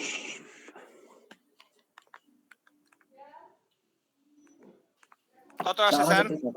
4,000 টাকা। 4,000 টাকা। তার মানে হচ্ছে গিয়ে নাহার ম্যাডাম প্রতি মাসে উনি কত কন্ট্রিবিউট করে? 4,000 টাকা করে। এবার দেখেন আমি যদি এই নাহার ম্যাডামের অ্যামাউন্টটাকে যেটা করি, একটু সময় দেন, 12 তে মাল্টিপ্লাই করে দিলাম। সো যেটা হবে, একটুখানি সময় দেন। 48,000। 48,000 কি পাচ্ছে উনি নিজে শুধু কন্ট্রিবিউট করতে 48,000। আপনারা তো জানেন প্রভিডেন্ট ফান্ডের নিয়ম কি? উনি যা কন্ট্রিবিউট করবে মালিকও সেম অ্যামাউন্ট কন্ট্রিবিউট করবে, তাই না? জি 96,000 টাকা পার ইয়ার। হ্যাঁ, তার মানে হচ্ছে কি ওনার পার মান্থ হচ্ছে 96,000 টাকা। এবার আসেন এটা থেকে যদি উনি ইন্টারেস্ট পান, এবার আসেন যে একটু ইন্টারেস্টের মজার একটা বিষয় আছে। ইন্টারেস্টের বিষয়টা হচ্ছে গিয়ে যে আপনি বিষয়টা মাথায় রাখবেন যে আপনার এই টোটালটার যেটা হচ্ছে যে আপনার বেসিকের 1/3 অংশ, আমি আবার বলছি বেসিকের 1/3 অংশ, অথবা যেটা হচ্ছে 14.5%। বিষয়টা কি? বেসিকের 1/3 অফ বেসিক, 1/3 অফ বেসিক। আর একটা জিনিস কি বলছে সেটা হচ্ছে কি হয়ে গেল, কি দিলাম, কি হয়ে গেল, আচ্ছা যাক, যাই হোক 1/3 অফ বেসিক। আর একটা জিনিস হচ্ছে গিয়ে যে আপনার 14.5%। এই দুটো অ্যামাউন্টের যদি কোনো বেশি পরিমাণ যদি কেউ কি পায়, যেটা হচ্ছে যে কোনো ইন্টারেস্ট পায়, সুদ পায়, সুদ মানে কি? এই 96,000 টাকা আপনি এক জায়গায় ইনভেস্ট করবেন, করার পরে সেখান থেকে যদি কোনো লভ্যাংশ আসে বা সুদ আসে, সেইটার যদি কোনো টাকাটা এটার বেশি হয় তাহলে কি হবে? আপনি পাবেন। এবার ধরেন এই নাহার ম্যাডামের কথাই তো আমরা চিন্তা করি, যেহেতু চিন্তা করছিলাম, ওনার বেসিক স্যালারি হচ্ছে কত? বেসিক স্যালারি হচ্ছে কি 6 লক্ষ টাকা। তো নাহার ম্যাডামের বেসিক স্যালারি যদি 3 ভাগের 1 ভাগ করেন তাহলে কত? 2 লক্ষ টাকা আসে না স্যার? জি 2 লাখ টাকা। তাহলে নাহার ম্যাডামের যদি যেটা হচ্ছে যে 2 লক্ষ টাকা, 2 লক্ষ টাকা, অথবা যেটা হচ্ছে যে এই যে 96,000 টাকা আছে, 96,000, এই 96,000 এর যদি হয় যে আপনার 96, একটা শূন্য বেশি পড়েছে, আচ্ছা 96,000 এর ক্ষেত্রে যেটা হবে সেটা হচ্ছে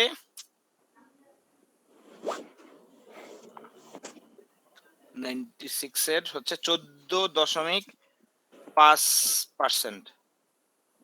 14. সমান চিহ্ন দেন ভাই। 5% দিচ্ছি রে ভাই, সমান চিহ্ন। এই দেখেন কত টাকা, কত টাকা? 13,920 টাকা। এই যে দুইটা জিনিস, যেটা হচ্ছে যে এই যে দুইটা যে ভ্যালু আছে, এই দুইটা ভ্যালু যদি কোনো কারণে কি হয় যে ক্রস করে, এই অ্যামাউন্টটা যদি বাৎসরিক এই দুটো ভ্যালুর যে কোনো একটা অ্যামাউন্টকে ক্রস করে, তাহলে সেই অ্যামাউন্টের উপরে ট্যাক্স দিতে হবে। এখন আপনি আমাকে একটা বিষয় বলেন, বিষয়টা হচ্ছে গিয়ে বাংলাদেশে কোনো ব্যাংক কি 14.5% আপনাকে প্রতি মাসে ইয়েটা দেয়, না। যেটা হচ্ছে যে না, দিবে ইন্টারেস্ট না। দেয়? দেয় না। তাহলে কি এই অ্যামাউন্ট কোনোভাবে ইয়ে হবে, ক্রস করবে? নো। করবে না। না। তার মানে যেটা হচ্ছে যে আপনাকে এটা নিয়ে চিন্তা করারই দরকার নেই। আপনি এই আজকে শিখলেন না, টেকনিকটা শিখে রাখেন। আর কিছু শিখতে হবে না। ঠিক আছে? ভাইয়া। শুধু জানলেন যে এই জিনিসটা এরকম। বলেন ভাইয়া।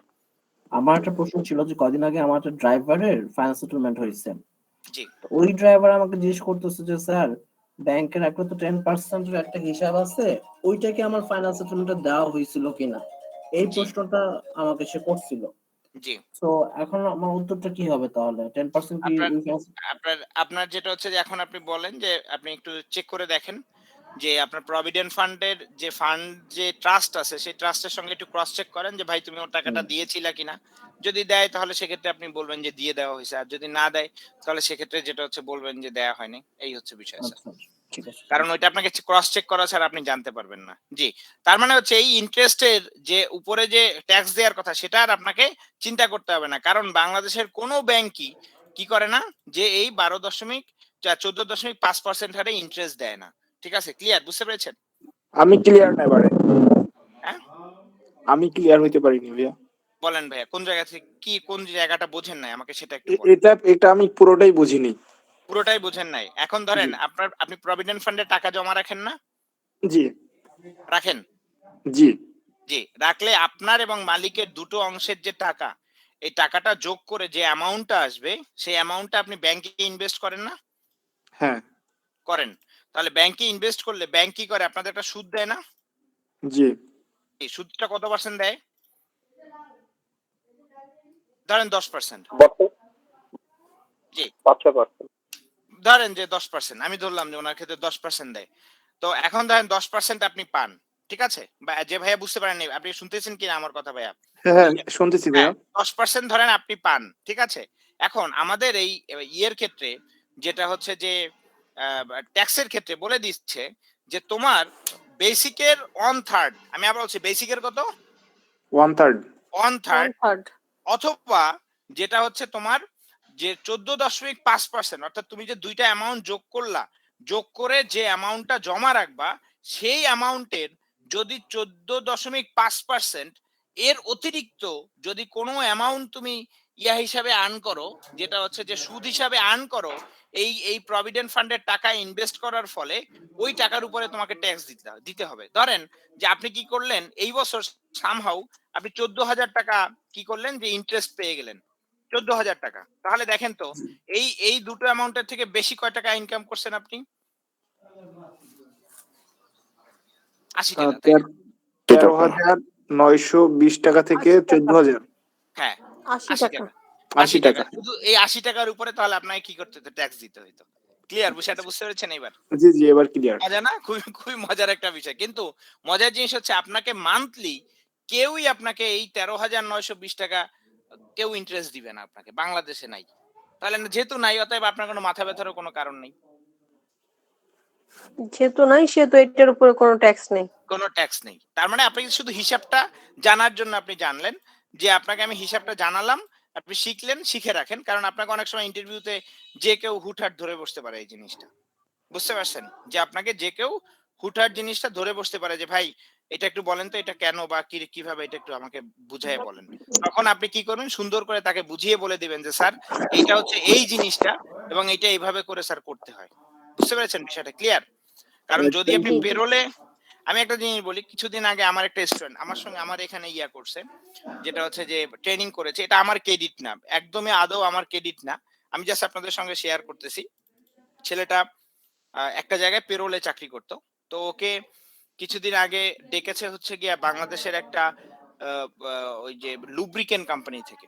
তো ওরা খুব ভালো একটা পেরোল খুঁজতেছে, বিকজ ওদের ওখানে ফিনান্স খুব বেশি ডিস্টার্ব করে, ওদেরকে ডিস্টার্ব করে বলে ওকে বলছে যে ভাই তুমি একটু আমাদের একটা ভালো লোক লাগবে থার্ড পার্টির মাধ্যমে, যে আমাকে একটা ভালো একটা লোক দাও যে কিনা ভালো এই পেরোলের ক্যালকুলেশন গুলি বুঝে। ওই ছেলেটা কি করছে যে ও জাস্ট 2 সপ্তাহ আগে আমার ট্রেনিংটা করেছে।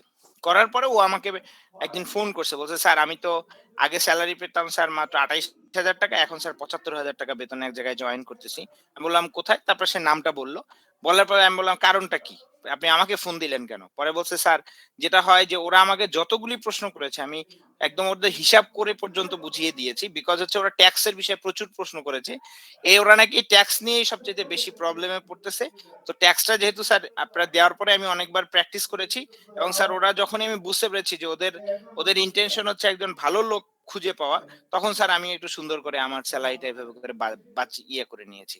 তো ওকে হচ্ছে গিয়ে যে ছেলেটা আগে ছিল হচ্ছে সিনিয়র এক্সিকিউটিভ, তো সেখান থেকে সে অ্যাসিস্ট্যান্ট ম্যানেজারে জয়েন করবে, তার স্যালারিটাকে সে জাম্প করিয়ে নিয়েছে। তো আমি আপনাকে বলতেছি এই জন্য গল্পটা ইয়েটা বললাম স্টোরিটা, এর কারণটা হচ্ছে ক্রেডিট আমার না, ক্রেডিট হচ্ছে ওই ছেলেটার। এই যে শুধু ট্যাক্সের জায়গাটাতে আপনি খুব ভালোভাবে শিখতে পারেন, তাহলে আপনি দেখবেন যে ক্যারিয়ারে খুব সহজে আপনি লাভ দিতে পারবেন। এবং এই যে ক্যালকুলেশন গুলি যেটা আপনি শিখতেছেন না, এটা আপনার জন্য খুবই কাজে লাগবে। আরেকটা জিনিস আমি একটু দেখবেন যে আপনাদের সঙ্গে কথা বলা অবস্থায় আমি জাস্ট নেটে ঘাটাঘাটি করতেছিলাম। এই ঘাটাঘাটি করে যে জিনিসটা আপনাদেরকে দেখানোর চেষ্টা করছিলাম, এটা একটা জিনিস আমি আপনাদেরকে দিয়েছি যেটা প্রতি বছর এনবিআর পাবলিশ করে। এই জিনিসটা আমি সুন্দর করে কেটে আপনাদের জন্য দিয়েছি। এই দেখেন বাংলায় প্রত্যেকটা জিনিস সুন্দর করে লেখা আছে।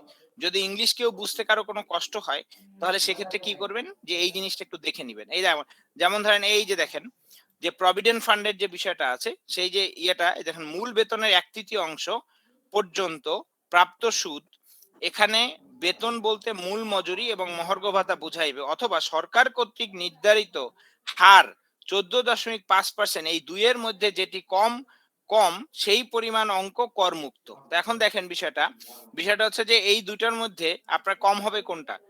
একটা হচ্ছে গিয়ে এইটা 2 লক্ষ টাকা, আর একটা কোনটা?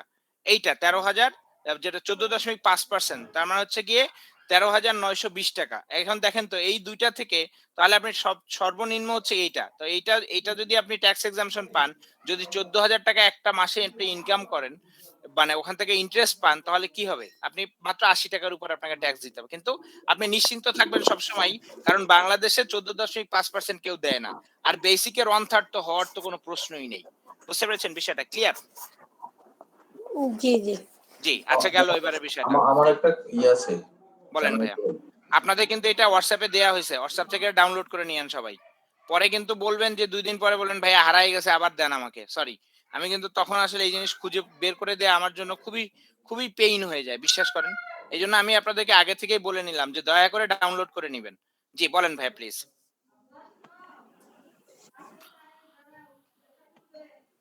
জি ভাইয়া, আপনি প্রশ্ন করতে চেয়েছিলেন। স্যার উনি মনে হয় করবে না স্যার। আমার একটা ছিল এলএফএ বলছিলেন যে বিদেশে ভ্রমণের ক্ষেত্রে 2 বছরে একবার ট্যাক্স দিতে হয়, এটা কত পার্সেন্ট কিভাবে দিতে হবে? কত পার্সেন্ট না স্যার, যেটা হচ্ছে যে আপনাকে মালিক ধরেন এলএফএ বাবদ যেটা হচ্ছে 2 বছরে আপনাকে যেটা করলো যে 1 বছর দিলে 1,20,000, পরবর্তী বছর দিলে 1,20,000, তাহলে 2,40,000 দিল না? তাহলে 1 জি বছর স্যার। এটা বাদ দিবেন। 1 বছর এটা বাদ দিয়ে পরের বছরটা যেটা হচ্ছে যে 1,20,000 টাকার উপরে আপনি ট্যাক্স দিবেন, যেটা আপনার ওটা কি 15% ট্যাক্স দিবে? ব্যক্তিগত সিলিং এ আসবে সেটা। ওকে, ও স্যার কথাটা বুঝি নাই স্যার। আপনার যেটা হচ্ছে যে পরিমাণ আপনার ট্যাক্স আসবে, একজন ব্যক্তি সর্বনিম্ন ট্যাক্স আসে 5%, সর্বোচ্চ আসতে পারে 25%, তাই না? জি স্যার। বুঝেন নাই মনে হয় আপনি, আপনার রিপ্লাইতে বোঝা গেছে আপনি বুঝেন নাই।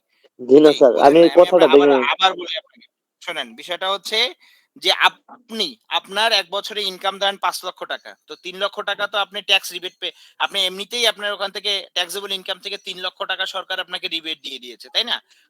জি স্যার। তার মানে 2 লক্ষ টাকার উপরে আপনার ধরেন ট্যাক্স দিতে হয়। এই যে ট্যাক্স রেটটা একটু পরে পড়াবো, যদি আপনি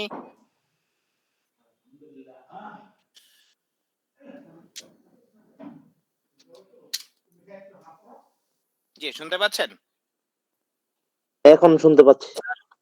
আচ্ছা, কথা যদি কেটে আপনি কেটে মেইল হন, হ্যাঁ, যদি আপনি মেইল হন, আপনার ইনকাম যদি 5 লক্ষ টাকা হয়, 3 লক্ষ টাকা কি পেলেন? ট্যাক্স এক্সাম্পশন পেয়ে গেলেন। আর কি? আর যেটা হচ্ছে 2 লক্ষ টাকা ট্যাক্স দিতে হবে। 1 লক্ষ টাকায় 5%, আর বাকি 1 লক্ষ টাকায় কত পার্সেন্ট? 10% দিতে হবে। সো এইভাবে করে আপনাকে ট্যাক্স দিতে হয়। এই যে আমি রেট শেখাবো একটু পরে। ওকে, একটু সময় দেন আমাকে স্যার, ঠিক আছে? জি স্যার, জি স্যার। ক্লিয়ার? জি স্যার। এবার ওকে। আসেন স্যার। এবার যে বিষয়টা সেটা হচ্ছে যে একটা মিনিট। এরপরে আসেন প্রভিডেন্ট ফান্ডের ইন্টারেস্ট বুঝে ফেললেন। এরপরের বিষয় হচ্ছে কি গ্র্যাচুইটি। গ্র্যাচুইটি যদি আপনি কোনো কারণে অ্যাপ্রুভাল না নেন, আমি আবার বলছি গ্র্যাচুইটি যদি আপনি কোনো কারণে অ্যাপ্রুভাল না নেন, তাহলে একজন এমপ্লয়িকে সর্বনিম্ন 5% সর্বোচ্চ যেটা হচ্ছে যে 25% যে তাকে কি করতে হবে, যে ট্যাক্স দিতে হবে। আর যেটা হচ্ছে যে আপনি যদি গ্র্যাচুইটি অ্যাপ্রুভাল নেন, তাহলে 2.5 কোটি টাকা পর্যন্ত যদি কোনো এমপ্লয়ি গ্র্যাচুইটি পায় আপনার অর্গানাইজেশন থেকে, তাহলে তাকে কোনো প্রকার গ্র্যাচুইটির উপরে ট্যাক্স দিতে হবে না। বিষয়টা ক্লিয়ার কিনা? এই গ্র্যাচুইটি অ্যাপ্রুভালটা কোত্থেকে নিতে হবে? এনবিআর থেকে নিতে হবে। ঠিক আছে, আচ্ছা। এরপরে লাস্ট যে বিষয়টা, এই যে 10টা পয়েন্ট শেখালাম, এই 10টা লাস্ট পয়েন্টটা হচ্ছে গ্র্যাচুইটি আরেকবার বলবেন স্যার। গ্র্যাচুইটি 2.5 কোটি টাকা পর্যন্ত ট্যাক্স এক্সাম্পশন পাবেন যদি আপনি আইন ইয়ার কাছ থেকে, এনবিআর এর কাছ থেকে অ্যাপ্রুভাল নেন, তাহলে। আর যদি এনবিআর এর কাছে অ্যাপ্রুভাল না নেন, তাহলে আপনি 2.5 কোটি, আপনি যেটা হচ্ছে যে কোনো ট্যাক্স এক্সাম্পশন পাবেন না কর্মী স্যার, হিসেবে। এটা কি হোল এন্টায়ার হোল কোম্পানির টাকার উপর না পার পারসন? 2.5 কোটি এটা কি? গ্র্যাচুইটিটা কি স্যার? এন সার্ভিস বেনিফিট না? হ্যাঁ গ্র্যাচুইটি জি স্যার, কখন পাই আমরা? চাকরি ছাড়লে পাই না? এর চাকরি আগে পাই চাকরি ছাড়লে। জি হ্যাঁ, না তো স্যার। ধরেন আপনি কোম্পানির কাছ থেকে আপনার প্রতিষ্ঠানে নাই, যেটা হচ্ছে গ্র্যাচুইটিটা অ্যাপ্রুভড নেই, মানে অ্যাপ্রুভাল ছাড়া, তাহলে আপনি গ্র্যাচুইটি আকারে কোম্পানির কাছ থেকে পেলেন হচ্ছে গিয়ে 5 লক্ষ টাকা। যে এই যে 5 লক্ষ টাকা আপনি পেলেন, এই 5 লক্ষ টাকা কি হবে? টোটালটাই হচ্ছে ট্যাক্সেবল হবে। অর্থাৎ এই ট্যাক্সেবল হয়ে টাকাটা, যাবে। হ্যাঁ, পুরোটার উপরেই কি করতে হবে, যে আপনাকে ট্যাক্স দিতে হবে। আর যদি হইতো যে আপনার এটা যদি অ্যাপ্রুভড হইতো এই গ্র্যাচুইটি ফান্ডটা, তাহলে আপনাকে কোনো ট্যাক্সই দিতে হইতো না, পুরো টাকাটাই আপনি সুন্দর করে বাসায় নিয়ে যেতে পারতেন। ক্লিয়ার বিষয়টা? জি স্যার, জি স্যার। ওকে, এবার আসেন। এবার হচ্ছে গিয়ে ওয়ার্কার্স প্রফিট পার্টিসিপেশন ফান্ড যেটা আছে, ঠিক আছে, অর্থাৎ WPPF যেটাকে আমরা বলেছি এর আগে, এই যে ওয়ার্কার্স পার্টিসিপেশন যে ফান্ডটা আছে আমাদের আইনে, এই ফান্ড থেকে যদি কেউ 50,000 টাকার উপরে কোনো ইনকাম করে, তাহলে সেক্ষেত্রে কি করতে হবে, তাকে এটার উপর ট্যাক্স দিতে হবে। সাপোজ ধরেন আমি এই বছর, এই অর্থ বছরে আমি 60,000 টাকা পেয়েছি মালিকের কাছ থেকে, কি, যে প্রফিট পার্টিসিপেশন ফান্ডের আকারে, কি বলে যে প্রফিট আকারে, তাহলে আমাকে 50,000, আমি যে 60,000 টাকা পাই, তাহলে আমি কত টাকার উপরে ট্যাক্স দিব? 10,000 10,000 টাকার উপরে। যদি আমি ধরেন 70,000 টাকা পেতাম, তখন 20,000 20,000। ঠিক আছে, তার মানে 50,000 টাকার উপরে যা 10,000 টাকার উপরে। জি, 50,000 টাকার উপরে আমি যা পাবো অ্যামাউন্ট, সেটার উপরে আমাকে ট্যাক্স দিতে হবে। ঠিক আছে, ক্লিয়ার বিষয়টা? জি, বিষয়টা ক্লিয়ার? জি স্যার, ক্লিয়ার। জি। ওকে, এবার আসেন স্যার, বিষয়টা আমরা এই পর্যন্ত আগে শিখলাম। ঠিক আছে, শেখার পরে যেটা হচ্ছে যে আমি আপনাদেরকে এবার দেখাবো যে কিভাবে করে এই ট্যাক্সটা ক্যালকুলেশন করবেন। এই নাহার ম্যাডাম যে ভদ্র মহিলাকে আপনাদেরকে দেখালাম একটু আগে, যে এখানে একটা কেস স্টাডি দেখালাম, এই কেস স্টাডিটাই আমি সুন্দর করে যেটা হচ্ছে যে আপনাদেরকে এখন করে দেখাবো। ওনার একটা কেস স্টাডি আছে, এই কেস স্টাডিটা সলভ করব এবং সলভ করে আপনাদের এখানে দেখাবো। আমাকে একটু সময় দিবেন, যেটা হচ্ছে আমি এটা একটু প্রিপেয়ার করে নিই আপনাদের সুবিধার জন্য। এবার আসেন।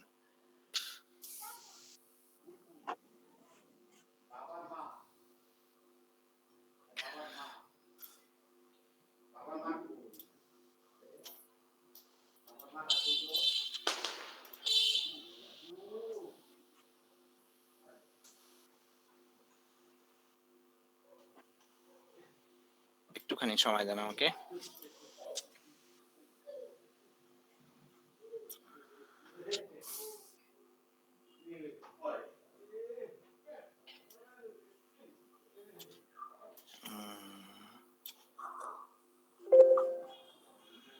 এইবার ধরেন এই যে নাহার ম্যাডাম, এবার আসেন নাহার ম্যাডামের প্রথম বিষয়টা দেখি, যেটা হচ্ছে যে একদম উপর থেকে দেখেন। প্রথম বিষয়টা হচ্ছে যে আমাদের এই যে আপনাদের সঙ্গে যে আমি 24-এর নাম্বার যে ফর্মটা আপনাদের সঙ্গে আমি শেয়ার করেছি, এই নাম্বার, এইটাতে আপনি দেখবেন যে এইভাবে করে দেয়া আছে। ঠিক আছে, এইভাবে করে ট্যাক্সটা ক্যালকুলেশন করতে হয়, এই ফরম্যাটটা আমি আপনাদেরকে দিয়ে রেখেছি। এবার আসেন আমি 1 বাই 1 করি।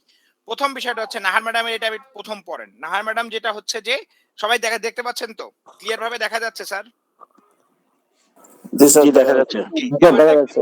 হ্যাঁ, এবার দেখেন, প্রথমে হচ্ছে বেসিক স্যালারি, তারপরে উনি পান হাউস রেন্ট, মেডিকেল অ্যালাউন্স পাচ্ছেন, ট্রান্সপোর্ট অ্যালাউন্স এবং ফুড অ্যালাউন্স, তারপরে হচ্ছে গিয়ে ওনার যেটা হচ্ছে যে festival bonus, KPI bonus, leave encashment, তারপর হচ্ছে ম্যাটারনিটি বেনিফিট, ঠিক আছে। এরপরে আরেকটা জিনিস পাচ্ছেন, নাহার ম্যাডাম কি করে, যে কোম্পানির একটা ফ্ল্যাটে থাকে এবং যেটা হচ্ছে যে ওনাকে অফিস থেকে একটা ফুল টাইম ব্যক্তিগত একটা গাড়ি দেয়। তার মানে ওনাকে কি করছে, প্রথম কথাটা হচ্ছে গিয়ে ওনাকে একটা ফ্ল্যাট থাকতে দিচ্ছে ফ্রি, প্লাস হচ্ছে গিয়ে ওনাকে একটা ফুল টাইম গাড়িও দিচ্ছে, তাই না?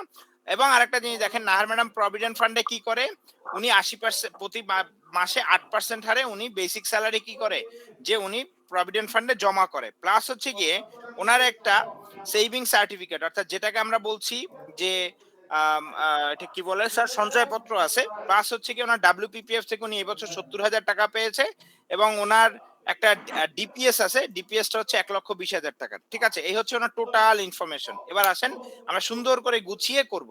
প্রথম বিষয় হচ্ছে নাহার ম্যাডামের বেসিক স্যালারি কত, প্রতি মাসে 50,000, বছরে হচ্ছে, আপনি এখানে যে হিসাবটা বসাবেন সবসময় বছরের হিসাবটা বসাবেন, ইয়ারলি হিসাবটা বসাবেন, ঠিক আছে, প্রতি বছরেরটা। এবার দেখেন 6 লাখ টাকা এবং বেসিকে কোনো ট্যাক্স এক্সাম্পশন নাই। আমি আগেই বলেছি যে 10টা আইটেমের বাহিরে আপনার আর কোনো কিছু চিন্তা করার দরকার নেই, ঠিক আছে।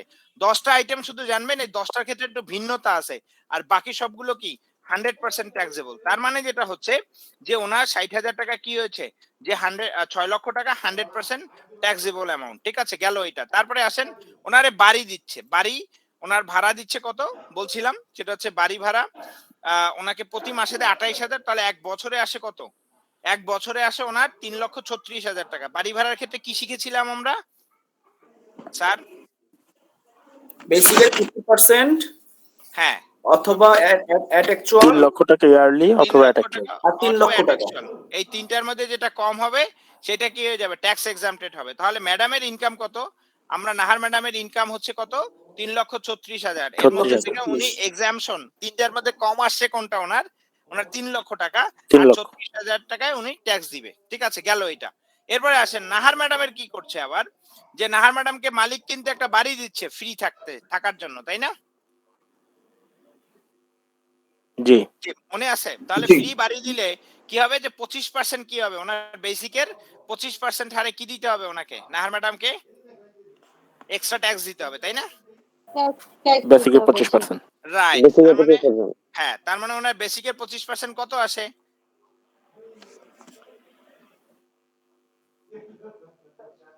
1,50,000 নাকি? 6 লাখ টাকা, হুম? 10%, 17, 1.5 লক্ষ টাকা। 1.5 লক্ষ টাকা। তার মানে 1.5 লক্ষ এই নাহার টাকা। ম্যাডামকে এই যে বাড়িতে দেশে থাকে বিনা পয়সায়, এটার জন্য তাকে আরো কি করতে হবে, 1.5 লাখ টাকা এক্সট্রা ট্যাক্স দিতে হবে। এটায় কোনো এক্সাম্পশন নাই, এটা ফুললি কি ট্যাক্সেবল। বিষয়টা ক্লিয়ার বুঝতে পেরেছেন কিনা? ক্লিয়ার বুঝতে পেরেছেন কিনা? স্যার না জি। বুঝতে পারলে বলেন, আমি আবার বুঝিয়ে দিব, অ্যাট লিস্ট স্যার শিখে বুঝতে যান স্যার। পেরেছি।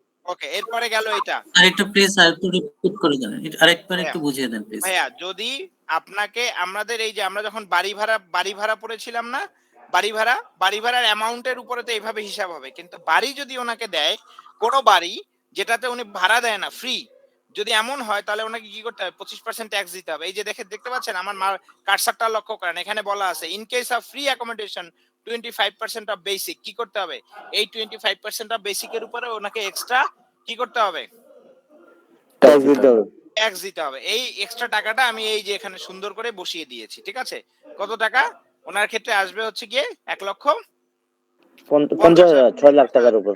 ওকে, তারপরে আসেন মেডিকেলের ক্ষেত্রে কি বলা হয়েছে, যে নাহার ম্যাডাম কি করে, মালিকের কাছ থেকে প্রতি মাসে 24,000 টাকা করে মেডিকেল অ্যালাউন্স পান, তাহলে ওনার বছরে পান 2,88,000 টাকা। এবার আসেন নাহার ম্যাডামের মেডিকেল অ্যালাউন্স কোথায়, এই যে পাওয়া গেছে, কত উনি পান হচ্ছে 2,88,000 টাকা মালিকের কাছ থেকে প্রতি বছরে হিসাবে, যেটা হচ্ছে যে মেডিকেল অ্যালাউন্স হিসাবে পান। এবার আসেন এই যে নাহার ম্যাডাম যে মেডিকেল অ্যালাউন্স হিসাবে যে অ্যামাউন্টটা পান, এই অ্যামাউন্টটা বেসিক্যালি যেটা হচ্ছে সেটা হচ্ছে যে নাহার ম্যাডামের এই অ্যামাউন্টটা থেকে আপনাকে আমি মেডিকেল যখন পড়িয়েছিলাম তখন কি বলেছিলাম, যে হয় 10% 1,20,000, রাইট, অথবা 1,20,000 টাকা, ঠিক আছে। এবং এই যেটা হচ্ছে অথবা অ্যাটেক্সুয়াল ইনকাম, এই তিনটার মধ্যে যেটা কম হবে সেটা কি করতে হবে, ট্যাক্স এক্সাম্পশন পাবে। এবার দেখেন তো নাহার ম্যাডামের যদি বেসিকের আসে, যেটা হচ্ছে 10% আসে, তাহলে কত টাকা আসে ওনার বেসিকের 10%-এ, 60,000 60,000 তার মানে 1,20,000 টাকা আর অ্যাটেক্সুয়াল ইনকাম 60,000 যেটা, তাহলে উনি এখানে ট্যাক্স এক্সাম্পশন পাবে কত?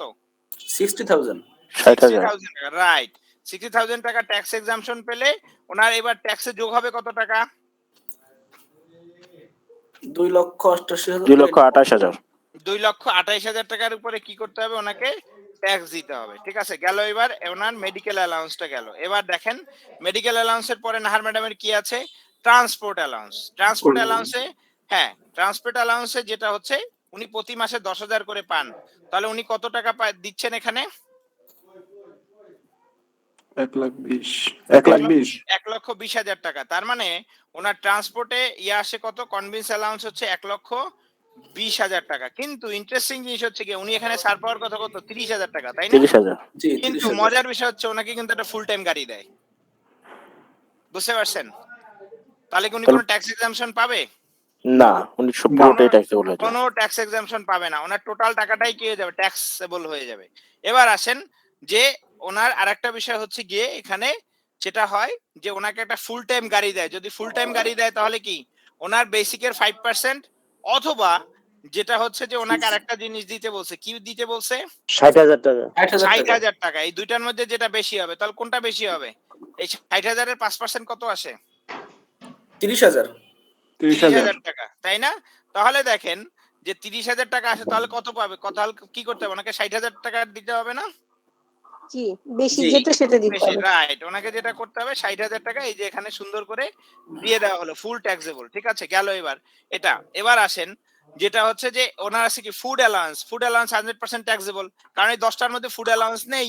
অতএব কি হবে যে ফুড অ্যালাউন্স কি হবে? 100% ট্যাক্সেবল হয়ে যাবে। আমাদের এখানে সরকার কি ফুডের জন্য কিছু রাখছে? না, ফুডের জন্য রাখে নাই মনে হয় কিছু। আচ্ছা ঠিক আছে, ফুডের জন্য না রাখলে এই যে আদার্স অ্যালাউন্সের জায়গায় এখানে ফুডটা দিয়ে দেন। ফুডটা কত আসে? উনি একটা বছরে উনি 12,000 টাকা ফুড অ্যালাউন্স পান, তাই না? তার মানে ফুডটা 100% ট্যাক্সেবল। ঠিক আছে, ক্লিয়ার? ফুডটা গেল 100% ট্যাক্সেবল। এরপরে আসেন ফেস্টিভ্যাল বোনাস। ফেস্টিভ্যাল বোনাস কি 10টার মধ্যে আছে? না, ফুল টাইম না। তাহলে ফুল ট্যাক্সেবল কত? 1 লক্ষ? 100% বেনিফিট। একদম 100% ট্যাক্সেবল। জি আপা কি বলছেন? বুঝি না আপা, আবার বলেন আপা। বললাম ফেস্টিভ্যাল বোনাস তো বেনিফিট, সো এটা ট্যাক্সেবল। এটা একদম 100% ট্যাক্সেবল। জি আপা। তারপরে যেটা হচ্ছে কেপিআই বোনাস। উনি এক বছরে কেপিআই বোনাস পেয়েছেন কত? 1,20,000 টাকা। তার মানে কেপিআই বোনাস যদি হয় তাহলে এটা হচ্ছে এক্স গ্রেসিয়া বা বোনাস। ঠিক আছে, এই ঘরে পড়বে এটা। এটা হচ্ছে 1,20,000 টাকা, 100% ট্যাক্সেবল। দিলাম আমি 100% এটাকে ট্যাক্সেবল করে। ঠিক আছে, গেল এটা 100% ট্যাক্সেবল হয়ে। তারপরে যেটা হচ্ছে যে এই নাহার ম্যাডামের যেটা হচ্ছে যে লিভ এনক্যাশমেন্ট। লিভ এনক্যাশমেন্ট কত পেয়েছে এই বছর? 28,000 টাকা, তাই না? 28 হ্যাঁ, তারপর লিভ অ্যালাউন্স কত ওনার? 28,000 টাকা। 28,000 টাকা। এটা কি? এটা ওই 10টার মধ্যে নেই। তার মানে কি 100% ট্যাক্সেবল। এবার আসেন তারপরে যেটা হচ্ছে যে ম্যাটারনিটি বেনিফিট পেয়েছেন 3 লক্ষ টাকা। তার মানে ম্যাটারনিটি বেনিফিটের কি হচ্ছে? 100% পুরোটাই কি হবে তার? যে যে ওনার এটাকে যেটা হয় এখানে দিয়ে দিতে হবে। এখানে ম্যাটারনিটিতে আলাদাভাবে দেয়া নেই। এটা হচ্ছে রিওয়ার্ড বলতে পারেন এক ধরনের, বা এক্স গ্রেসিয়াও বলা যায়। তো আমরা যেহেতু একটু বোঝার স্বার্থে এখানে ধরেন যে এই যে আদার্সে দিয়ে দেই। আদার্সে দিয়ে এখানে আমি 3 লক্ষ টাকা দিয়ে দিলাম। মনে রাখবেন এটা ম্যাটারনিটির টাকা। ঠিক আছে, ম্যাটারনিটির টাকা আলাদাভাবে মেনশন করার কোনো সুযোগ নাই। গেল এবার কি হয়ে গেল? এই হয়ে গেল আপনার টোটাল অ্যামাউন্টটা। ঠিক আছে, বুঝতে পেরেছেন? এবার দেখেন তার আরো কিছু ইনকাম আছে। এই নাহার ম্যাডামের আরো কিছু ইনকাম, মানে উনি যেটা করেন মালিকের কাছ থেকে কি পান? মালিকের কাছ থেকে উনি কি প্রভিডেন্ট ফান্ডে উনি 8% রাখলে মালিক 8% দেয় না স্যার? প্রভিডেন্ট ফান্ডের নিয়ম কি স্যার? জি স্যার। আপনি এমপ্লয়ি 8% রাখলে মালিক 8% দেবে। হ্যাঁ, তার মানে ওনার এখান থেকে ইনকাম কত? 48,000 টাকা, তাই না? দেখেন এখানে লেখা আছে কি employer's contribution to our recognised provident fund কত? ওনার যে বেসিক কত? 6 লক্ষ টাকা। এটার 8% যদি আমি মাল্টিপ্লাই করি তাহলে কি 48,000 টাকা আসে না স্যার? জি 12 স্যার। মাসে কত আসে? 48,000 টাকা। তার মানে এই ইনকামটাও এখানে যুক্ত হচ্ছে তার ইয়ের মধ্যে, আয়ের মধ্যে। এরপরে আসেন, এরপরে বিষয়টা হচ্ছে সে ডাব্লিউপিপিএফ পেয়েছে আপনার কাছ থেকে, তাই না? জি। পেয়েছে স্যার? ডাব্লিউপিপিএফ ডাব্লিউপিপিএফ পেয়েছে। সো ডাব্লিউপিপিএফ 20,000 টাকা স্যার। আচ্ছা স্যার, ডাব্লিউপিপিএফ কত?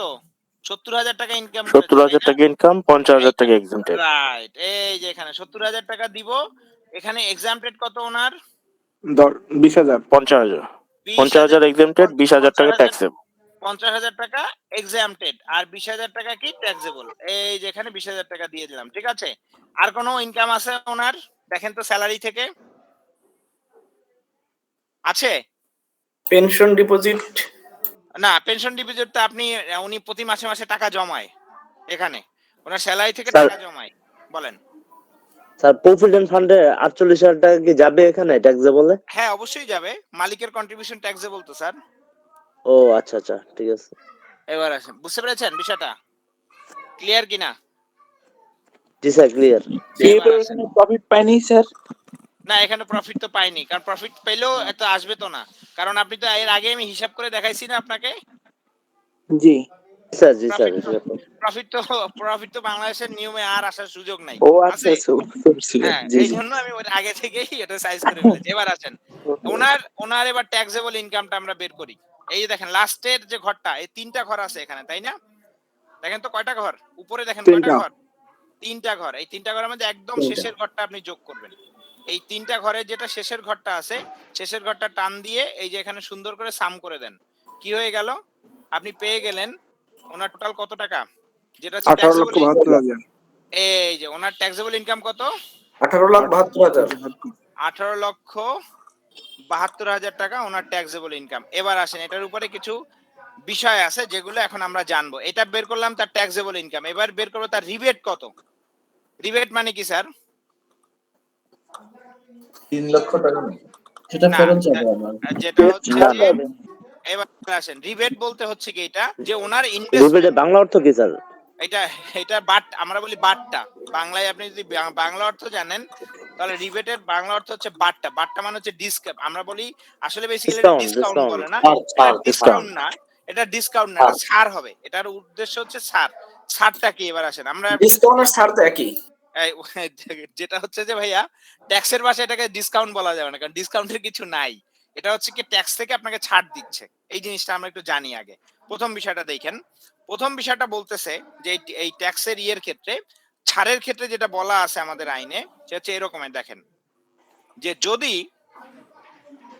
যদি আপনার ইনকাম, আমি আবার বলতেছি, যে যদি আপনার ইনকাম 15 লক্ষ টাকার কম হয়, আমি আবার বলছি টোটাল ইনকাম যেটা ট্যাক্সেবল যে ইনকাম যেটা আছে, সেটা যদি 15 লক্ষ টাকার কম, যেটা হচ্ছে যে 15 লক্ষ টাকার কম হয় বা 15 লক্ষ টাকা হয়, তাহলে 15% হারে আপনি ট্যাক্স এক্সাম্পশন পাবেন।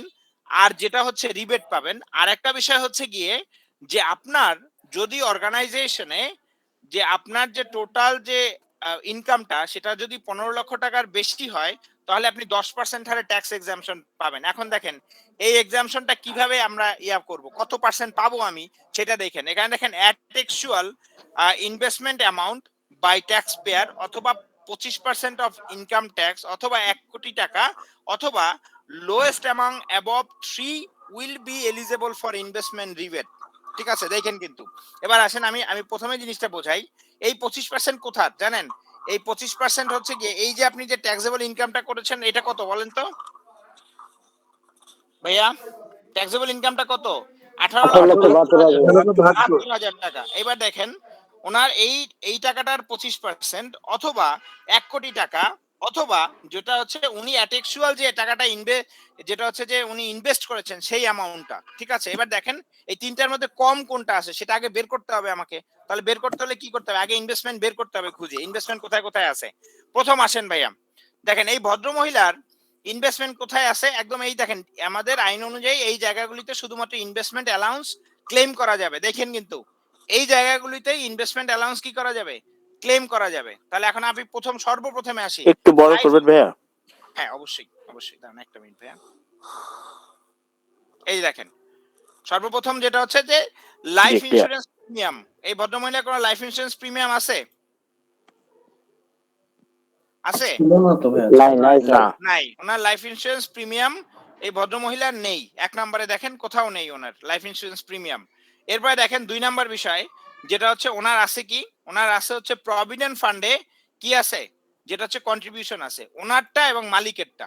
এই দুইটাই কিন্তু কি হবে, এই দেখেন প্রভিডেন্ট ফান্ডে আমরা বলি না যে আপনি অ্যাপ্রুভাল করলে সার পাবেন, এটা বলি না সবসময় আমরা বলি? জি জি জি। এই ছাড়টা কোথায় পাবো এবার দেখেন, এবার একটু শিখে নিয়েন যে কোথায় আমরা এই ছাড়টা পাবো। এই ছাড়টা হচ্ছে দেখেন যে এই দেখেন এখানে দেখেন 6 নাম্বার ঘরটাতে দেখতে পাচ্ছেন সোজা। আমি একটু অন্য কালার করে দিই এটাকে, দেখেন তাহলে আপনাদের সুবিধা হবে। এই যে ইয়েলো কালার করে দিলাম, দেখছেন এখানে কি বলা আছে? Self contribution and employers contribution to recognised provident fund. মালিক কত দিয়েছিল? 48, তাই না? মনে আছে আমি কত দিছিলাম? 48,000 দিছিলাম না? মালিক দিছিল কত? 48। তাহলে কত হবে এখানে? 96,000 এখানে যুক্ত, 96 তাই না? 96,000। এরপরে আসে ওটার ইনভেস্টমেন্ট আর কোথায় আছে সেটা একটু খুঁজে বের করি। ইনভেস্টমেন্ট আর আসতে হচ্ছে কি ওনার একটা ডিপিএস আছে, যে ডিপিএসটার ক্ষেত্রে যেটা সর্বোচ্চ ডিপিএস এর আমি পেতে পারি কত? 60,000 টাকা পর্যন্ত। 60,000 এর বেশি কি পাবো না ডিপিএস এ, যেটা হচ্ছে যে ক্লেম করতে, ইনভেস্টমেন্ট ক্লেম করতে পারবো না। বুঝতে পেরেছেন ভাইয়া? বুঝতে পেরেছেন কিনা? ডিপিএস এ 60,000 টাকার বেশি ক্লেম করা যায় না। বুঝতে পেরেছেন? জি ইয়ারলি, হ্যাঁ জি। ওকে, এবার আসে এই দুটো জিনিস গেল, তাই না? এবার দেখেন তো এই ভদ্রমহিলা আর কোথাও কি আছে ইনভেস্টমেন্ট? কোথায় আছে? সেভিং সার্টিফিকেট আছে, আছে তো ভাইয়া? সেভিং সার্টিফিকেট, ডিপিএস সঞ্চয়পত্র সেভিং সার্টিফিকেট। হ্যাঁ, ডিপিএস গেল ডিপোজিট পেনশন স্কিম, এটাকে বলা হয় ডিপিএস। আচ্ছা গেল আপনার ডিপিএস গেল। এবার আসেন আর আছে কি আপনার যেটা হচ্ছে সেভিং সার্টিফিকেট 2 লক্ষ টাকা, তাই না? কত? Saving certificate 2 lakh. 2 লক্ষ টাকা। তাহলে সেভিং সার্টিফিকেট কোথায় আছে? এই যে দেখেন 3 নম্বরের ঘরটাতে, তাই না? এখানে হচ্ছে 2 লক্ষ টাকা। এটা পুরোটাই কি উনি ইনভেস্টমেন্ট ক্লেম করতে পারবে। এবার আসেন বিষয়টা, এই তিনটে সেভিং সার্টিফিকেটে কত টাকা পর্যন্ত করতে পারবে এমন কোনো বিষয় আছে? এটা সর্বোচ্চ যেটা হচ্ছে যে 10 লক্ষ টাকা পর্যন্ত করা যায় এখন। ঠিক আছে স্যার, শুনতে পাচ্ছেন আমার কথা? দেখেন এই তিনটা আমার জায়গাতে ওনার ইনভেস্টমেন্ট আছে না স্যার? জি স্যার হ্যাঁ, এবার দেখেন এই তিনটা অ্যামাউন্ট, এই যে এখন দেখেন আমি তিনটা অ্যামাউন্ট দেখাইছিলাম, মনে আছে? এই যে এখানে তিনটা অ্যামাউন্ট দেখানো হয়েছিল আপনাদেরকে একটু আগে, মনে আছে স্যার? এই যে তিনটা অ্যামাউন্ট রিবেট কিভাবে ক্লেম করবেন, এই তিনটা অ্যামাউন্ট মনে আছে? জি জি জি জি মনে পড়ে? এই যে তিনটা অ্যামাউন্ট যেটা আছে, এই তিনটা অ্যামাউন্ট এখন আসেন আপনাকে আমি এই যেটা হচ্ছে যে বের করে দেখাই। প্রথমে দেখেন 1 কোটি টাকা তো হওয়ার তো কোনো সুযোগই নাই। 2 নাম্বার হচ্ছে গিয়ে ওনার ট্যাক্সেবল ইনকামের 25%।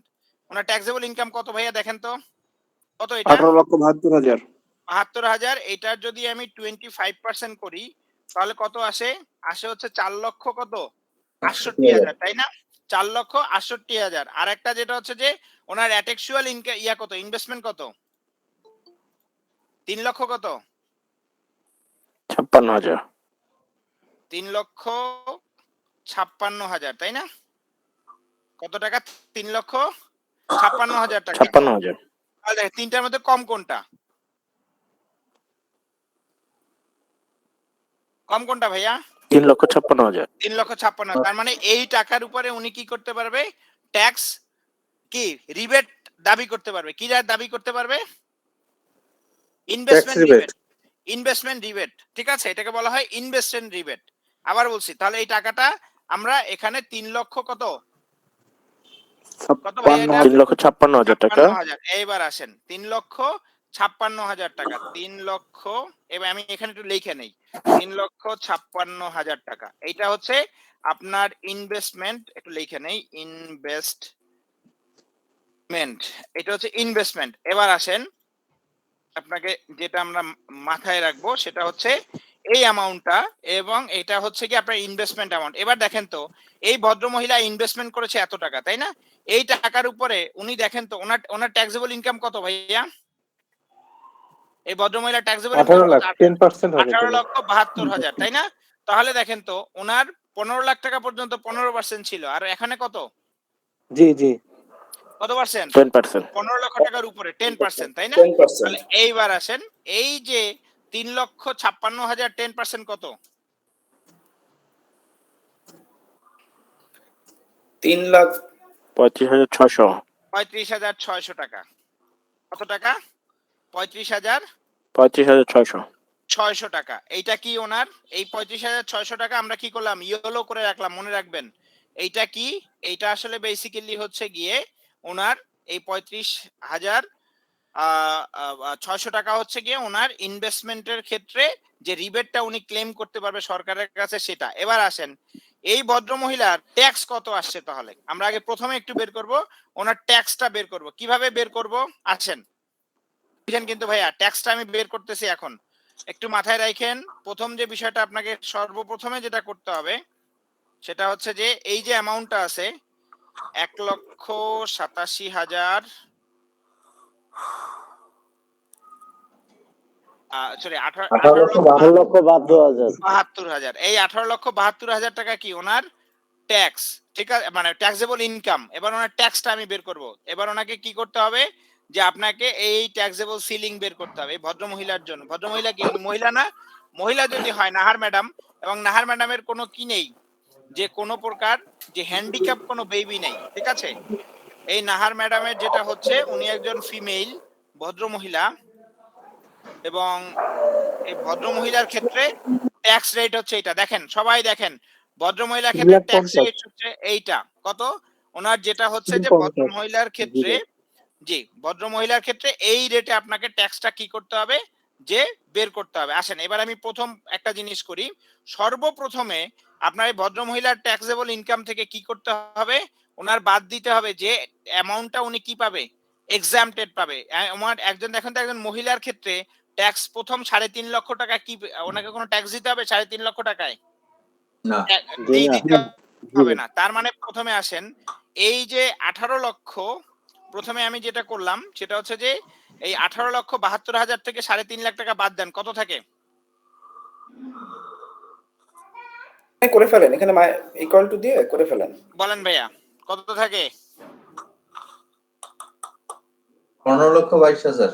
15,22,000 টাকা আপনি এখানে প্রথমে লিখলেন। 15,22,000, এই যে 15,22,000, ঠিক আছে। তার মানে হচ্ছে কি ওনাকে প্রথমে আপনি কি করলেন যে 3 লক্ষ টাকায় কি করলেন, ওনাকে 3.5 লক্ষ টাকা উনি ছাড় দিলেন। আসেন এবার আমি একটুখানি দেখাই, এখানে 3.5 লক্ষ টাকা উনি ট্যাক্স এক্সাম্পশন দিলেন। এর পরের বিষয়টা হচ্ছে গিয়ে এই যে এখানে যে অ্যামাউন্টটা আসছে এই অ্যামাউন্টটা থেকে প্রথম 1 লক্ষ টাকায় 5% ওনাকে ট্যাক্স দিতে হবে, তাই না? প্রথম 1 লক্ষ টাকা, তাহলে 15,22,000 থেকে যদি আপনি 1 লক্ষ টাকা বাদ দেন তাহলে কত টাকা থাকে?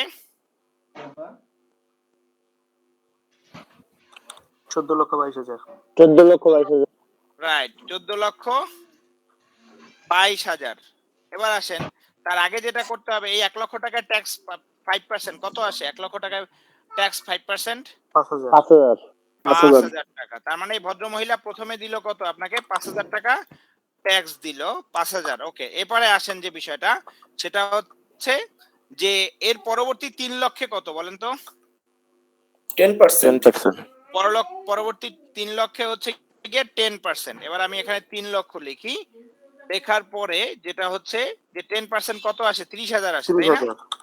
30,000। এবার যেটা হচ্ছে যে এই যে 14,22,000 থেকে 3 লক্ষ টাকা বাদ দিলে কত থাকে? 11,22,000, তাই না? 11,22,000 এবার দিলাম। এর পরবর্তী যেটা হচ্ছে যে 4 লাখে কত? 15%, তাই না? পরবর্তী 4 লাখে কত? 15%। পরবর্তী 4 লাখ লিখলাম এখানে, 4 লক্ষ। ওকে, 4 লক্ষ লেখা হয়েছে। জি, এবার বলেন তো কত ট্যাক্স এখানে? 15% কত? 60,000, 60,000, 60,000 টাকা এখানে লিখলাম। তারপরের 5 লক্ষে কত?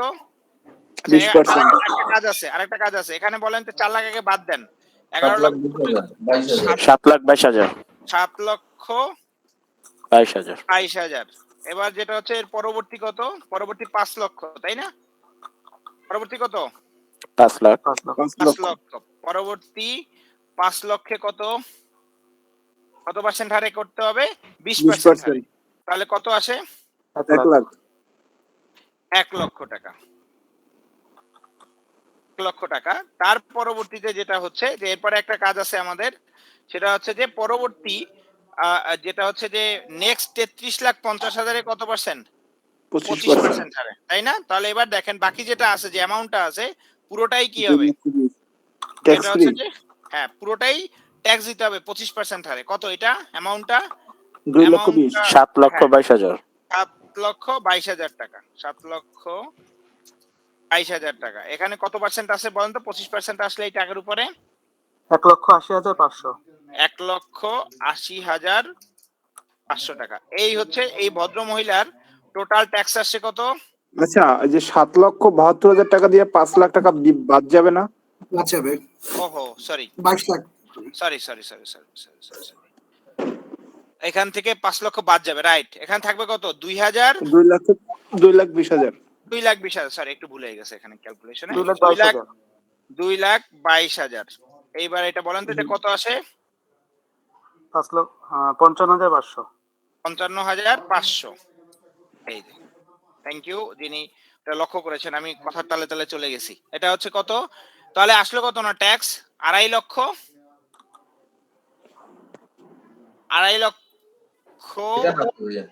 2,50,500, তাই না? তার মানে জি, ওনার 2 লাখ। ট্যাক্স, এবার লেখেন এটা হচ্ছে গ্রস ট্যাক্স। কি হবে এটা? গ্রস ট্যাক্স কত? গ্রস ট্যাক্স হচ্ছে 2,50,500। এটা হচ্ছে গ্রস ট্যাক্স। এবার আসেন একটু সময় দেন আমাকে। জি, এটা হলো গ্রস ট্যাক্স। তারপরে যেটা হচ্ছে গ্রস ট্যাক্সের থেকে কি বাদ দিব? রিবেট কত স্যার? মনে আছে রিবেট? এই 35,600 35,600 রিবেট। 35,600 রিবেটটা কি করব? এটা থেকে এটা মাইনাস দিব। মাইনাস দিলে কত আসে দেখেন তো?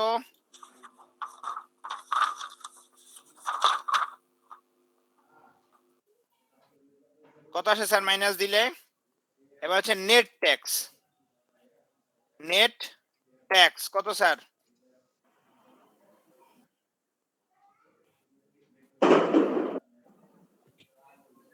দেখেন 2,14,900 2,14,900।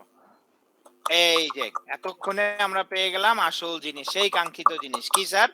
যেই ভদ্র মহিলাকে ট্যাক্স কত টাকা কি করতে হবে?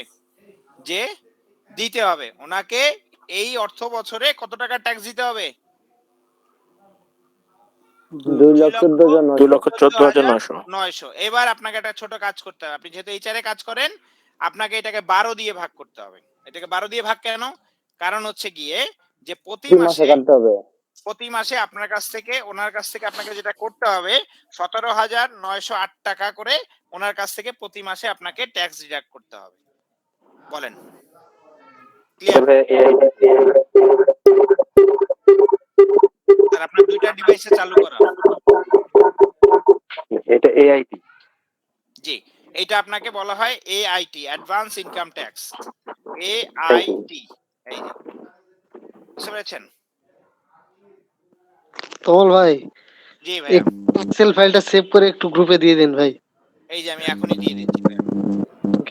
আর ওই শর্তটা যেটা ছিল ওইটাও। সালাম আলাইকুম ভাই, আমার একটা কোশ্চেন ছিল। আর ম্যাডামের শর্ত কন্ডিশন ছিল দেয়া আছে উপরে। জি জি, তমল থ্যাংক ভাই, যেহেতু ইনার বেসিক ধরছেন 50,000, সো স্যালারি 1 লাখ টাকা পার মান্থ, রাইট? ভাইয়া আমি যে স্যালারি ধরি নাই, আমি এমনি একটা দেখাইছি আপনাকে। না, আমি জাস্ট বলছি এর স্যালারি অ্যারাউন্ড ধরেন 1 লক্ষ টাকা। ধরুন 1 লক্ষ ধরলাম।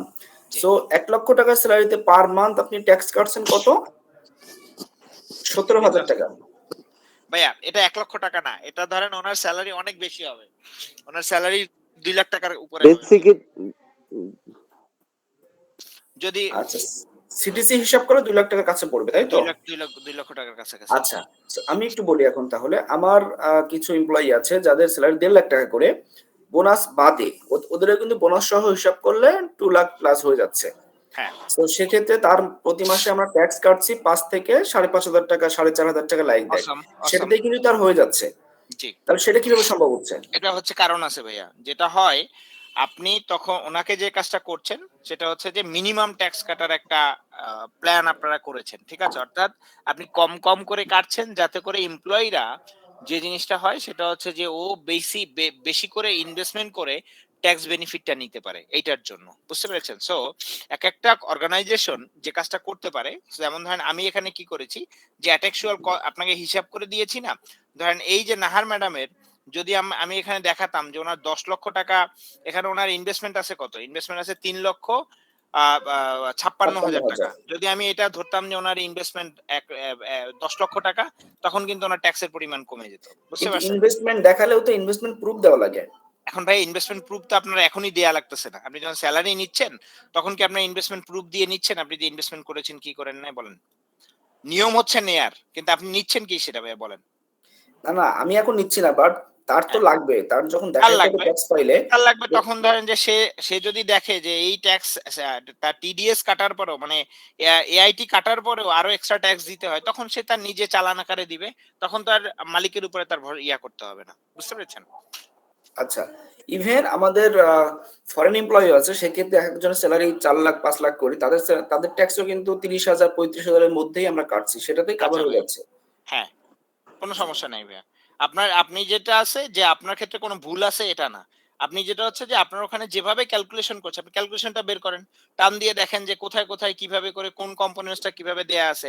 আবার যেমন ধরেন এই যে নাহার ম্যাডামের ক্ষেত্রে কি হয়েছে, নাহার ম্যাডামের ক্ষেত্রে দেখেন যে বাড়ি ভাড়া ওনাকে 36,000 টাকা দিতে হচ্ছে। এই আপনার সব থেকে বড় এখানে যে জায়গাটাতে ধাক্কা লাগবে আপনার দেখবেন এই যে মেডিকেল অ্যালাউন্সে, আপনার এমপ্লয়ি দেখবেন ওর মেডিকেল অ্যালাউন্সে বরঞ্চ উল্টা ও রিবেট পাচ্ছে, কোনো ট্যাক্স ওকে দিতে হচ্ছে না। কিন্তু এই ভদ্রলোক ট্যাক্স দিচ্ছে কত দেখেন তো, ভদ্রমহিলা কত দিচ্ছে? 2,28,000 28,000 টাকা। তো দেখবেন যে এখানে জিরো যদি আসে তাহলে আপনার ট্যাক্স কমে যাবে, প্রচুর পরিমাণ টাকা ট্যাক্স কমে যাবে। তাহলে আমার স্যালারি ব্রেকডাউন লাস্টের যে 25% দেখেন ভাইয়া, লাস্টের যে 25% এটা কত টাকায় আসছে? 2,22,000 টাকায় আসছে। এই 25% এর টাকাটাই তো দেখবেন যে তখন নাই হয়ে যাবে এখান থেকে, অর্থাৎ 55,000 টাকা ট্যাক্স কমে যাবে, বুঝতে পারছেন? আচ্ছা, তাহলে ট্যাক্স সেভ করার জন্য আমরা আপনার স্যালারি ব্রেকডাউন যখন করব তখন সেভাবে করলেও বেনিফিট পাওয়া যায়। রাইট, এই যে ভাই এতক্ষণে লাইনে আসছেন, এই যে এটা হচ্ছে মূল কথা, এটা হচ্ছে মুজেজা, মানে মেইন কথা আর কি, বুঝতে পারছেন? শানে নুজুল যেটাকে আমরা বলি। ক্লিয়ার ভাইয়া? জি, আর আমরা যদি নিজেদের ফাইল নিজেরা করতে চাই, সেক্ষেত্রে কিছু ওদের সরকারি কিছু ফাইল আছে, ওইগুলোর সফট কপি কি আপনি আমাদেরকে দিতে পারবেন, যেটাতে আমরা ডিরেক্টলি বসালে অটোমেটিক ক্যালকুলেশন হয়ে যাবে? ভাইয়া এটাও আসলে বেসিক্যালি অনেকে পিডিএফ করে দেয়, মানে ইয়া করে দেয়, যেটা হচ্ছে যে এক্সেল করে দেয়। কিন্তু মজার জিনিস কি জানেন, এই জিনিসগুলি একসময় আপনার জন্য কাল হবে। কারণ হচ্ছে কি এই জিনিসগুলি আপনার কেউ শিখতে চাইবেন না।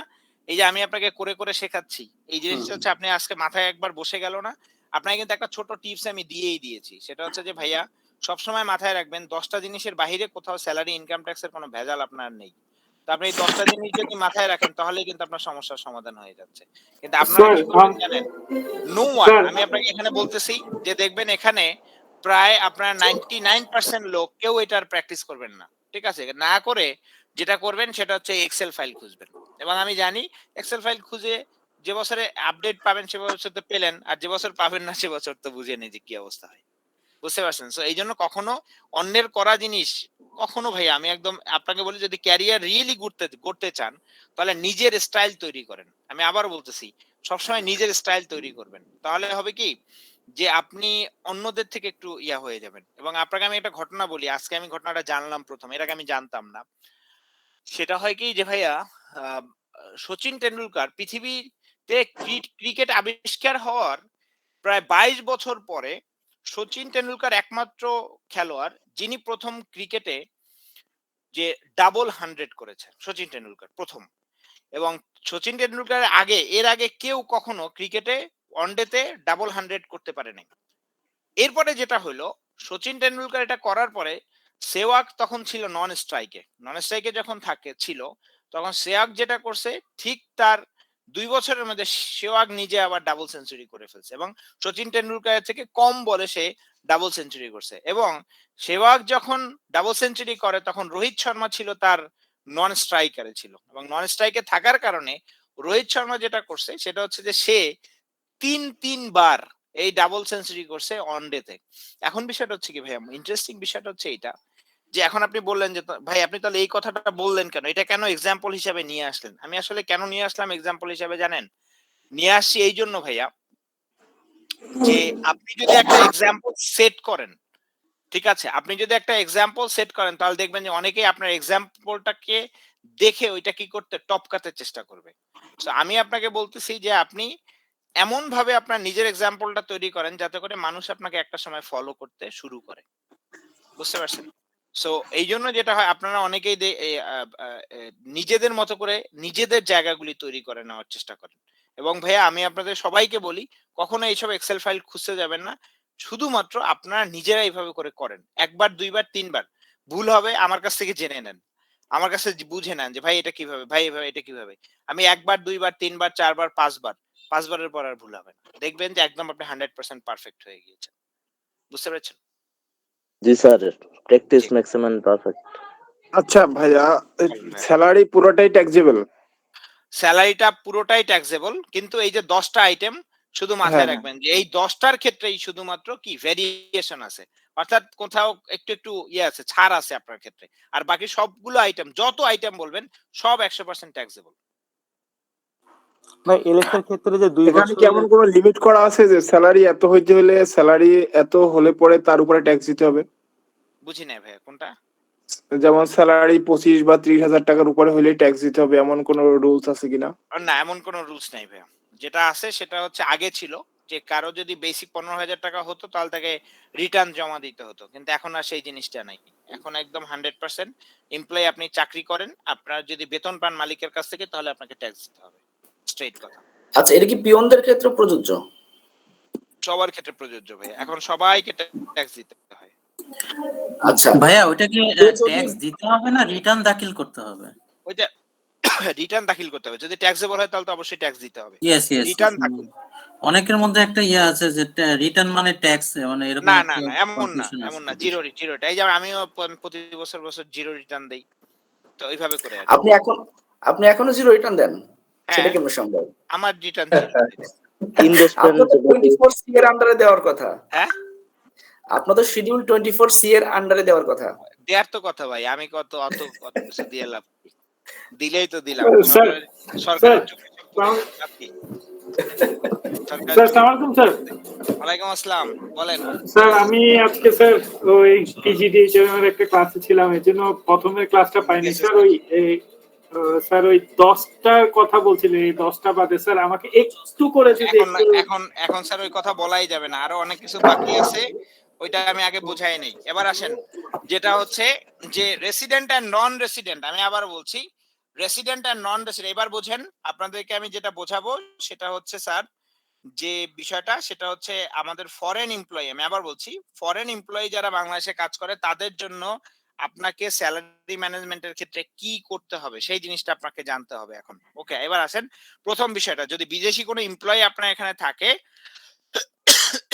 সরি স্যার, প্রথমে বলছে যদি কোনো বিদেশি এমপ্লয়ি আপনার এখানে থাকে তাহলে সেক্ষেত্রে যেটা হচ্ছে যে আপনাকে প্রথমে যে জিনিসটা মাথায় রাখতে হবে সেটা হচ্ছে তার ট্যাক্স ক্যালকুলেশনের ক্ষেত্রে প্রথমেই একটা জিনিস মাথায় রাখবেন যে সে রেসিডেন্ট কি নন রেসিডেন্ট। আমি আবার বলছি সে রেসিডেন্ট কি নন রেসিডেন্ট। যদি এই ব্যক্তিটা, প্রথমে আপনি মাথায় রাখবেন যদি সে, এখন আপনি প্রথমে বের করবেন যে রেসিডেন্ট কে, ঠিক আছে? আপনি এটাই মাথায় রাখবেন যেটা হয় যে ব্যক্তি, আবার বলছি যে ব্যক্তি একটা অর্থ বছরে, আমি আবার বলছি একটা অর্থ বছরে যদি তুমি 128 দিন, আমাদের দেশে অর্থ বছরটা যেটা হচ্ছে ট্যাক্সের ক্ষেত্রে হয় জুন টু জুলাই, ঠিক আছে? আমি আবার বলছি আমাদের ইয়ের ক্ষেত্রে যে ট্যাক্সের ইয়ারটা হয় সেটা হচ্ছে জুন টু জুলাই। এটার ক্ষেত্রে যদি জুলাই টু জুন না জুন টু জুলাই, সরি আমি ভুল বলে ফেলছি, উল্টা বলে ফেলছি, যেটা হচ্ছে জুলাই টু জুন, জুলাইয়ের 1 তারিখ থেকে জুনের 30 তারিখ পর্যন্ত। সরি আমি ঠিক জাস্ট উল্টা বলে ফেলছি। আচ্ছা দেখেন যেটা হয় যে ওই একই কথাই হয়তো কিন্তু একটু উল্টো হয়ে গেছে। আচ্ছা যাই হোক, যেটা হয় যে এই অর্থ বছরের মধ্যে 182 দিন যদি একটা ব্যক্তি আপনার দেশে অবস্থান করে তাহলে ওই ব্যক্তির ট্যাক্সটা বেসিক্যালি আমরা বাঙালিরা, আমি জন্মসূত্রে বাঙালি, আমি বিদেশে থাকি, আমি সারা জীবন রেসিডেন্ট ট্যাক্সের যে রেট আছে সেভাবে আমি ভোগ করবো। এখন আপনি আমাকে জিজ্ঞাসা করতেন ভাইয়া রেসিডেন্টের ট্যাক্সের রেট কি, এই যে দেখেন এখানে আমরা ট্যাক্সের রেট দিয়েছি, এই রেটে সে ট্যাক্স দিবে। আপনি একজন বাঙালি হলে যে রেটে দিতেন, একজন বিদেশি যদি 182 দিন একটা অর্থ বছরে বাংলাদেশে অবস্থান করে তাহলে সেক্ষেত্রে কি পাবে, সে এই মর্যাদাটা পাবে। ঠিক আছে, গেল এটা একটা বিষয়। এখন ধরেন আমি একটা বছরে 180 দিন থাকতে পারিনি, ঠিক আছে, তাহলে কি হয়ে গেলাম, আমি সরাসরি নন রেসিডেন্ট হয়ে গেলাম। আমি আবার বললাম যে আমি কি হয়ে গেলাম, যে নন রেসিডেন্ট হয়ে গেলাম। ঠিক আছে, 182 দিন আমি বাংলাদেশে নেই, তার মানে হচ্ছে আমি কি হয়ে গেলাম, যে নন রেসিডেন্ট হয়ে গেলাম। এখন দেখেন, আমি বিদেশি মানুষ, কিন্তু আমি যেটা হচ্ছে যে প্রতি বছরই বাংলাদেশে আসি, হ্যাঁ, এসে কিছুদিন থাকি, কিন্তু এই বছর যেটা করেছি, একটা অর্থ বছরে আমি 90 দিন বাংলাদেশে অবস্থান করেছি, একটা অর্থ বছরে, প্লাস আমি গত 4 বছরের মধ্যে সব মিলিয়ে 365 দিন আমি বাংলাদেশে ছিলাম, বুঝেন? কিন্তু গত 4 বছরে 365 দিন, এবং এই যে অর্থ বছরে জন্য আমি ফাইলটা জমা দিব, এই অর্থ বছরে আমি 90 ডেজ, এই দুটো জিনিস যদি একসাথে ঘটে, তাহলে সেক্ষেত্রে আমি কি পাবো, রেসিডেন্টের মর্যাদা পাবো। আবার দেখেন, প্রথম কি রেসিডেন্টের প্রথম মর্যাদা বলেছি 182 দিন যদি আপনি একটানা বাংলাদেশে থাকেন, তাহলে আপনি সরাসরি রেসিডেন্ট। এরপরে দ্বিতীয় কন্ডিশনে আর একটা সুযোগ দিয়েছে আপনাকে, সেখানে বলেছে 90 দিন একটা অর্থ বছরে, প্লাস হচ্ছে গিয়ে পূর্ববর্তী 4 বছরের মধ্যে যদি টোটাল 365 দিন আপনি বাংলাদেশে অবস্থান করেন, তাহলে সেক্ষেত্রে আপনি কি হবেন, যে আপনি একজন রেসিডেন্ট হিসেবে বিবেচিত হবেন। আমি আবার বলছি, আপনি কি হিসেবে নির্বাচিত হবেন, যে একজন রেসিডেন্ট হিসেবে বিবেচিত হবেন। এবং আরেকটা জিনিস হচ্ছে গিয়ে, যে এই এবার নন রেসিডেন্টকে, এই দুইটা কন্ডিশন যারা ফুলফিল করবে না, তারাই নন রেসিডেন্ট। নন রেসিডেন্ট হলে আমার ক্ষতি কি? ক্ষতি হচ্ছে ভাই, আমি যে স্যালারি বাংলাদেশ থেকে ইনকাম করব, যে এই স্যালারি যেটা আমি ইনকাম করব বাংলাদেশ থেকে, সেই স্যালারির উপরে আমাকে সরাসরি যেটা করতে হবে 30% ট্যাক্স দিতে হবে। আমার কোনো এক্সামশন তো নাই। ধরেন যে আমি বাংলাদেশ থেকে 4 লাখ টাকা এক মাসে ইনকাম করলাম, আমাকে যেটা করতে হবে সেটা হচ্ছে যে টোটাল 1 লক্ষ টাকার 4 লক্ষ টাকা ইনকাম করলাম না একটা বছরে, এই টোটাল 4 লক্ষ টাকার সুন্দর করে একটা বছর হবে না, ধরেন যে মাসে আমি 4 লাখ টাকা বেতন পাই, এমন যদি হয় আমি 4 লক্ষ টাকা আপনার কাছ থেকে বেতন পাই, এই প্রতি মাসে আপনি কি করবেন, আমার স্যালারির উপরে 30% করে কর্তন করে নেবেন। আমি আবার বলছি, আপনি কি করবেন, একদম ডিরেক্ট 30%, কোনো হিসাব নাই, কোনো কিছু চিন্তা নাই, কোনো কিচ্ছু নাই, একদম স্ট্রেইট যেটা করবেন, আপনি আমার স্যালারি থেকে 30% হারে কেটে নেবেন। এই যে এখানে দেখেন 22 নাম্বার ঘরটা দেখেন, এখানে দেখেন সোজা 30% হারে কি করবেন, যে কর্তন করে নেবেন। বিষয়টা ক্লিয়ার? জি জি, ডান। ওকে, এবার আসেন যে বিষয়টা, যে এদের ক্ষেত্রে কোনো রিবেট নেই, কোনো রিবেট কিচ্ছু নাই ভাই, একদম ভুলে যাবেন। 100% এটা কি বেসিকের, এটা কি বেসিকের উপরে 30%?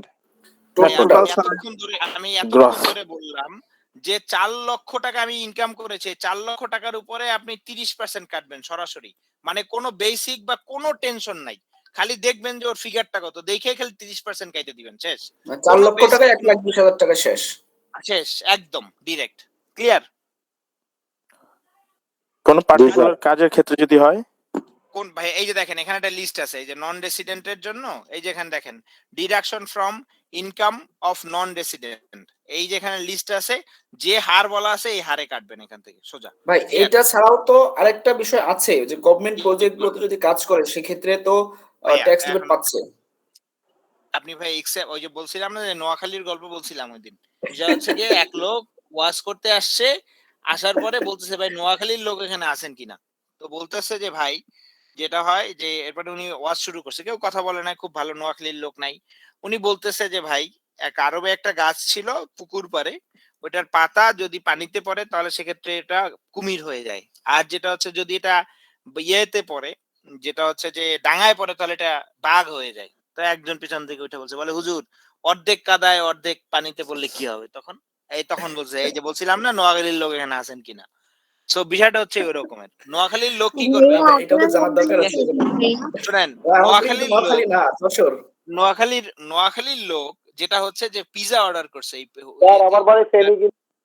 আচ্ছা যাই হোক, যেটা হয় নোয়াখালীর লোক যেটা করছে, পিজা অর্ডার করছে ফুড পান্ডায়, করার পরে এরপরে যেটা হচ্ছে যে পিজাওয়ালা পিজা দিয়ে গেছে, যাওয়ার পরে প্যাকেট খুলে দেখে যে এটা রুটি দিয়ে গেছে, তো সে এখন চিল্লাইতেছে ইয়ের কাছে, ফোন করছে চিল্লায় পাল্লায়, এই মিয়া তোমারে বললাম যে তুমি পিজা দিয়ে যাবে, তুমি কি দিয়ে গেছো রুটি? বলে স্যার আপনার বাড়ি তো নোয়াখালী, একটুখানি স্যার খালি রুটিটা উল্টাই দেন, তাহলে স্যার পিজা হয়ে যাবে। বুঝতে পারছেন তো, নোয়াখালীর লোকের হচ্ছে কি এই অবস্থা। আর আপনারা যদি আমাদের বলেন যে অন্যান্য ক্ষেত্রে কি হবে, কিংবা প্রজেক্টের ক্ষেত্রে ছাড় আছে, ভাইয়া যেটা ছাড় আছে সেটা দ্যাটস এ ডিফারেন্ট স্টোরি, ওইটা আমার এখানে মাথায় আনার দরকার নাই। কিন্তু আমি আপনারা বলতেছি যে সকল প্রজেক্টে ছাড় নাই বা ইয়া নাই, তাদের ক্ষেত্রে স্ট্রেট 30% আপনি কেটে দিবেন। ভাইয়া ক্লিয়ার কিনা ভাইয়া বলেন? জি জি ক্লিয়ার। ভাইয়া ক্লিয়ার, কিন্তু ভাইয়া আপনার হোম টাউন কোথায়? আমার নারায়ণগঞ্জ। স্যার নারায়ণগঞ্জ কোথায়? সোনারগাঁ। ও তাই নাকি স্যার? ভাই আমার জাদুঘরের রূপগঞ্জ। জাদুঘরের কোন পাশে? জাদুঘরের যে রাস্তাটা গেছে না সামনে দিয়ে, ওইটা সোজা হ্যাঁ, গিয়ে বাম দিকে খন্দকার বাড়ি বলবেন, তাহলেই হবে, যে কেউ আচ্ছা। চিনবে। আর আর যদি বলেন যে ডিআইজির বাড়ি তাহলেও চিনবে, আর সচিবের বাড়ি বললেও চিনবে, কারণ আমার বাবা এডিশন সেক্রেটারি ছিলেন, আমার চাচা পুলিশের ডিআইজি। সো আমাদের বাড়ি একটাই যেহেতু, আর আমার দাদাকে সবাই চেনে ওই এলাকার যারা আছে খন্দকার বাড়ির। স্যার আমি তো সোনারগাঁয় নিউটাউন আছি। তাই না? যাক, জি, গ্রেট গ্রেট গ্রেট। স্যার আপনি তো অলিম্পিকের সামনে দিয়ে যান তাহলে স্যার, হ্যাঁ যাই। Olympic biscuit. জি জি জি স্যার যদি সম্ভব হয় স্যার একদিন আইসেন স্যার। ইনশাআল্লাহ স্যার, অবশ্যই অবশ্যই স্যার। এই কিছুদিন আগে ঘুরে আসলাম আমাদের আকিকুল ভাইয়ের অফিস থেকে। উনি তো আমাকে চিনতো না, এই আকিকুল ভাই এই ট্রেনিং উপলক্ষে উনি আমাকে চিনছে। ওনাদের এখানে গিয়েছিলাম কিছুদিন আগে। তুমি যদি হাসছি ভাই, আমরা সোনারগাঁয়ের কথা শুনে আমি হাসছি। NZ fabrics. আচ্ছা, এটা গেল। আচ্ছা, এবার আসেন রেসিডেন্টের ক্ষেত্রে আপনি বুঝে ফেললেন যে কি হবে। এবার আসেন, যদি একজন বিদেশি এমপ্লয়িকে আপনি নিয়োগ করেন, তাহলে ছোট্ট কিছু বিষয় আপনাকে মাথায় রাখতে হবে। কি বিষয় সেটা? বিষয়টা হচ্ছে কি, এই ভদ্রলোকের যখন স্যালারিটা ঠিক করবেন তখন অবশ্যই মাথায় রাখবেন যে তাকে কিন্তু বিদেশে তার এই যে অ্যামাউন্টটা আছে 75% তার নেট মান্থলি স্যালারির 75% কি করতে পারবে, সে বিদেশে ট্রান্সফার করে নিয়ে যেতে পারবে। দেখেন এই যে এখানে সুন্দর করে বাংলাদেশ ব্যাংকের আছে, বাকি টাকাটা উনি কি করবে, যে বাংলাদেশে খরচ করবে। এই যে এখানে দেখেন সুন্দর করে বলা আছে যে 75% হারে উনি কি করবে, উনি 75% তার মান্থলি স্যালারির উনি বিদেশে নিয়ে যাবেন। এই যে এখানে সুন্দর করে বলে দেয়া আছে, এক্সপ্যাট্রিয়েটরা যারা আছে তারা, ঠিক আছে, এই যে এখানে দেখেন সুন্দর করে বলে দেয়া আছে। এবং চাইলে আপনি টাকাটা তাকে ডলারে কনভার্ট করে তারপরেও তাকে বিদেশে পাঠাতে পারবেন। এটা বাংলাদেশ ব্যাংকের সার্কুলার, যেটা আমি আপনাকে দেখিয়ে দিলাম। ক্লিয়ার? এটা তো বেসিকের 75%, তাই না? নো বেসিক, নো আপা, বেসিক না। এটা হচ্ছে কি আপা, যে বলা আছে 75% of net monthly income of এক্সপেট্রিয়েট employees in equivalent in foreign currency to FC accounts maintained and operated by employees according to, এই যে এখানে একটা সার্কুলার আছে আমাদের, সেটা আমাদের আগে ছিল আপা বেসিক, কিন্তু এইটা 2022 সালের জানুয়ারি মাসের 7 তারিখে 2022 সালে এটাকে বেসিক থেকে যেটা করা হয়েছে নেট চেঞ্জ হয়েছে। মান্থলি, ও নেট বলা হয়েছে, ঠিক আছে, নেট মান্থলি ইনকাম। এটা কিন্তু বেসিক না, আগে ছিল বেসিক। হ্যাঁ, আগে বেসিক ছিল এটা। আগে বেসিক ছিল, এখন এটা গ্রস করে দেওয়া হয়েছে, ঠিক আছে, নেট হয়ে গেছে এখন। ওকে, স্টিল অনেক ব্যাংকের ভদ্রলোকরা এটা জানে না। কিছুদিন আগে একটা বাইং হাউসের, আমি ওদের কনসালটেন্ট, ওরা আমাকে ফোন করলো যে ভাইয়া আমাকে তো এটা টাকাটা পাঠাতে দিচ্ছে না। তখন আমি ওরা এই সার্কুলারটা পাঠিয়ে দিয়েছি, পরে সঙ্গে সঙ্গে টাকাটা এখান থেকে ট্রান্সমিট করে ইন্ডিয়ায় পাঠিয়ে দিয়েছে, সে রিমিট করে পাঠিয়ে দেওয়া হয়েছে। ক্লিয়ার ভাইয়া? এবং দেখেন এইটা কিন্তু সবার জন্য, এখানে বাংলাদেশে যত প্রতিষ্ঠান আছে যারা যারা কাজ করে, ইপিজে যেটা হচ্ছে গিয়ে এক্সপোর্ট প্রসেসিং জোন, তারপরে হচ্ছে গিয়ে ইকোনমিক জোন, বা যে কোনো আমাদের হাইটেক পার্ক যা কর্তৃপক্ষ থেকে শুরু করে লিয়াজন অফিস, এই যে দেখেন লিয়াজন অফিস, ব্রাঞ্চ অফিস, সবার জন্য এটা প্রযোজ্য। সবাই ক্ষেত্রে এটা পারবে, নেট পাঠাইতে পারবে, ঠিক আছে। এই যে এটা কারো সার্কুলারটা লাগলে কখনো আমাকে বললেন, আমি দিয়ে দিব। আর যদি এখনই চান আমি ভাইয়া একটু শেয়ার করে দেন একটু। অবশ্যই জি দিয়ে দিচ্ছি, অবশ্যই। জি, আর কারো কোনো আচ্ছা এটা গেল, এটা যাওয়ার পরে, আচ্ছা এটা গেল, আর কি কিছু বাদ দিলাম? স্যার ওই 30% যেটা কাটার জন্য বসে রেসিডেন্ট থেকে, হ্যাঁ ওটা ইনকাম ট্যাক্স অর্ডিন্যান্সের কত নাম্বার রুল স্যার? এইটা হচ্ছে 56। এটা দেখেন এই যে সরি, হ্যাঁ 56, এই যে দেখেন 56 যেটা হচ্ছে ইনকাম ট্যাক্স অর্ডিন্যান্স 1984 এর 56 এটা বলে দেয়া আছে, ঠিক আছে। ক্লিয়ার? তমাল ভাই, আমার ছোট একটা কোশ্চেন আছে ভাইয়া। বলেন। আরেকটা বিষয় একটুখানি ভাইয়া, একটু ক্ষমা চাচ্ছি যে আমি প্রশ্নটা আপনার নিব, যেটা হচ্ছে যে আচ্ছা ভাই আপনি প্রশ্নটা করে ফেলেন, তারপর আমি যাচ্ছি। সরি ভাইয়া, প্রশ্ন আপনি কোনো সমস্যা নেই ভাইয়া। কোশ্চেনটা হচ্ছে ভাইয়া, ফরেন অ্যাসোসিয়েট যদি কাউকে রিক্রুট করি, সেক্ষেত্রে কি কোনো নির্দেশনা আছে কি যে রিক্রুট করার আগে ওয়ার্ক পারমিট বা এমন কোনো কিছু দেখে নিতে হবে আগে? ভাই অবশ্যই নিতে হবে, কারণ এছাড়া আপনি যদি হয়, প্রথমে শোনেন, যদি একজন ফরেনারকে আপনি রিক্রুট করতে যান, প্রথমেই কাজ হচ্ছে আপনার জব অ্যাডভার্টাইজমেন্ট দেওয়ার পরে যদি আপনি কোনো লোককে না পান, তখন আপনি বিডাতে অ্যাপ্লাই করেন। যেটা হচ্ছে আমি এই লোকটা পাইনি, আমাকে এই বাংলাদেশে একটা লোক আনতে হবে বিদেশ থেকে, এবং সেটার জন্য আপনাকে প্রথমে লর, আমরা বলি এটাকে লর, লেটার অফ রেকমেন্ডেশন, আপনি তার কাছ থেকে কি করেন, যেটা হচ্ছে আপনি বিডা থেকে নেন, নিয়ে ভিসা রিকমেন্ডেশন লেটার, হ্যাঁ এটাই লর বলে, ঠিক আছে। সো এবার যেটা করবেন, এই লরটাকে আপনি নিয়ে ওই ভদ্রলোককে ওই দেশ থেকে বাংলাদেশে নিয়ে আসবেন। আসার সময় উনি যদি বাংলাদেশে হন, যেটা হচ্ছে যে ইন্ডিয়া বা পাকিস্তানি হন, তাহলে সেক্ষেত্রে ওনাকে প্রথমে এসবি একটা ভেরিফিকেশন, ইনিশিয়াল ভেরিফিকেশন এয়ারপোর্টে করে। আর যদি উনি ওখানে না হন, তাহলে যেটা হচ্ছে যে উনি বাংলাদেশে ঢোকার সময় যেটা হয়, ঢোকার পরবর্তীতে আপনি কি করবেন, যে ওনার ওয়ার্ক পারমিটের জন্য আপনি অ্যাপ্লিকেশন করবেন। অ্যাপ্লিকেশন হওয়ার পরে যখন বিডা এই অ্যাপ্লিকেশন যখন অ্যাপ্রুভ করবে, অ্যাপ্রুভ করার পরে ওরা এই ডকুমেন্টটা এখন মনে হয় 3টা জায়গাতে যায়। 3টা জায়গার মধ্যে একটা হচ্ছে গিয়ে আপনার স্বরাষ্ট্র মন্ত্রণালয়ে যায় একটা, এসবি তে যায় একটা, আর একটা হচ্ছে গিয়ে এনএসআই তে যায় একটা, ঠিক ভাই আছে। এটা এই প্রসেসটা ওরকম না ভাই, আমি একটু বলি। এটা বলেন ফার্স্ট স্টেপ, বিটাতে ওয়ার্ক পারমিট অ্যাপ্লাই হওয়ার পরে একবার যখন অ্যাপ্রুভ হয়ে যায়, তখন এটা সরাসরি হোম মিনিস্ট্রি থেকে চলে যায়, ঠিক আছে, বিটা থেকে। তখন হোম মিনিস্ট্রি এটা তো নিজে ভেরিফিকেশন করতে পারবে না, হোম মিনিস্ট্রি ভেরিফাই করার জন্য এটাকে জি ভাই বলেন। এসবি এন্ড এনএসআই তে পাঠায়। এনএসআই এন্ড এসবি 1 মাস মতো সময় নেয়, ওরা ভেরিফাই করে দেন আপনার ইনভেস্টিগেট রিপোর্ট সাবমিট করবে হোম মিনিস্ট্রি থেকে, দেন হোম মিনিস্ট্রি থেকে একটা সিকিউরিটি ক্লিয়ারেন্স দিবে ফর 5 ইয়ার্স। এটাই হলো নরমাল প্রসেস সিকিউরিটি ক্লিয়ারেন্স। জি আমি ওই একটা 3টা একসাথে বলে ফেলছি, আর আপনি কি করলেন যে ওইটা একটু ভেঙে বললেন। ভাইয়া কথা কি ঠিক কিনা বলেন। নরমালি পাঠাচ্ছে, এটা কিন্তু দায়িত্ব শুধুমাত্র হোম মিনিস্ট্রি দেন ভেরিফাই করাচ্ছে আর কি, এদের দুইটা দিয়ে। জি এবার যেটা হচ্ছে যে ও যখন ক্লিয়ারেন্সটা দেয়, ক্লিয়ারেন্সটা কিন্তু কোথায় দেয়, আমাদের এই যে পাসপোর্ট এন্ড ইমিগ্রেশন যে অথরিটি আছে তার কাছে দেয়, বুঝতে পেরেছেন? জি থ্যাংক ইউ সো মাচ ভাইয়া দুজনকে। হ্যাঁ জি ওখানে দেয়, এবং ওখান থেকে যেটা হয় যে আপনি পরবর্তীতে ওনার ইয়েটা এক্সটেনশন করে নেন, ভিসাটা এক্সটেনশন করে নিয়ে নেন। কি মুক্তাদির ভাই, কি আপনারা কি সেম প্রসেস করেন না অন্য কোনো আপনার ওয়ে ফলো করেন আপনারা, মুক্তাদির ভাই? না এটা আরো ডিটেইলস আছে, আপনি শর্টকাটে বললেন আর কি, এটা একটু ডিটেইলস ব্যাপার সেপার। বলেন, আপনি ডিটেইলসটা বলে দেন, ওরা একটু জেনে যাক, তাহলে একটু ভালো হবে। ডিটেইলস বলতে অনেক সময় লাগবে। আচ্ছা একটু শর্টকাট করে বলি। জি ফার্স্ট আপনার যখন কাউকে বিদেশ থেকে আনতে চাচ্ছেন, যে ওরা বলে বাংলাদেশে বিরাতে অ্যাপ্লাই করতে হবে এই ভিসা রিকমেন্ডেশন লেটারের জন্য, সেক্ষেত্রে রিকোয়ারমেন্ট আপনাকে জব পাবলিকেশন করতে হবে 1 মাস আগে বা 2 মাস আগে। মুক্তাদির ভাই আপনি এই সিকিউরিটি ক্লিয়ারেন্সের পরের অংশটা বলে দেন, তাহলেই হবে ভাই। আচ্ছা সিকিউরিটি ক্লিয়ারেন্স পরের অংশটা বলি তাহলে। সিকিউরিটি ক্লিয়ারেন্স পাওয়ার পরে সে আপনার ভিসার জন্য অ্যাপ্লাই করতে পারবে ইমিগ্রেশনে, পাসপোর্ট অধিদপ্তরে, ঠিক আছে। ওখানে অ্যাপ্লাই সিকিউরিটি ক্লিয়ারেন্স যদি হয় সেক্ষেত্রে আপ টু ওয়ার্ক পারমিট, যদি তার ওয়ার্ক পারমিট 1 বছর হয় সেক্ষেত্রে 1 বছরের ভিসা পেয়ে যাবে। আর যদি সে সিকিউরিটি ক্লিয়ারেন্স না হয়, তার যখন সে ই ভিসা রিকমেন্ডেশন নিয়ে বাংলাদেশে ঢুকবে, তখন তার ভিসা 3 মাস থেকে 6 মাস পর্যন্ত হবে, এর বেশি দিবে না। নরমালি 3 মান্থের ভিসা দেয় ইন্ডিয়ানদের জন্য বা পাকিস্তানদের জন্য। সো এই 3 মাসের মধ্যে যদি সিকিউরিটি ক্লিয়ারেন্স কমপ্লিট না হয়, সেক্ষেত্রে হোম মিনিস্ট্রি থেকে একটা অথরাইজেশন লেটার নিয়ে আরো 3 মাসের ভিসা এক্সটেন্ড করা যাবে। আর যদি সিকিউরিটি ক্লিয়ারেন্স হয়ে যায় 3 মাসের মধ্যে, সেক্ষেত্রে আপ টু ওয়ার্ক পারমিট পর্যন্ত ভিসা এক্সটেনশন হয়ে যাবে। That's it. G clear. আমি জানতে চাচ্ছিলাম যে যদি আউটসোর্স করা যায়, লাইক রিমোটলি কাজ করা যায়, সেক্ষেত্রে কি কোনো বাধ্যবাধকতা আছে কিনা? আউটসোর্স করালে যে আউটসোর্সিং কোম্পানিটা আছে, যেমন মুক্তাদির ভাই এখন যে কোম্পানিতে আছে, এরকম প্রচুর আউটসোর্সিং কোম্পানি আছে, ওনারাও চাইলে বিদেশ থেকে লোক এনে আপনাকে দিতে পারে। জি রাইট। মানে কারো মাধ্যমে, মানে যদি এমন হয় ভাইয়া যে তাকে বাংলাদেশে আসতেই হলো না, সে রিমোটলি ইন্ডিয়া বা পাকিস্তান থেকে কাজ করলো, ও আচ্ছা তাহলে লাগবে না, সেক্ষেত্রে কি কোনো লাগবে না? এত কিছু আপনার লাগবে না। জি সেক্ষেত্রে তো লাগবেই না কোনো কিছু। আচ্ছা থ্যাংক ইউ সো মাচ।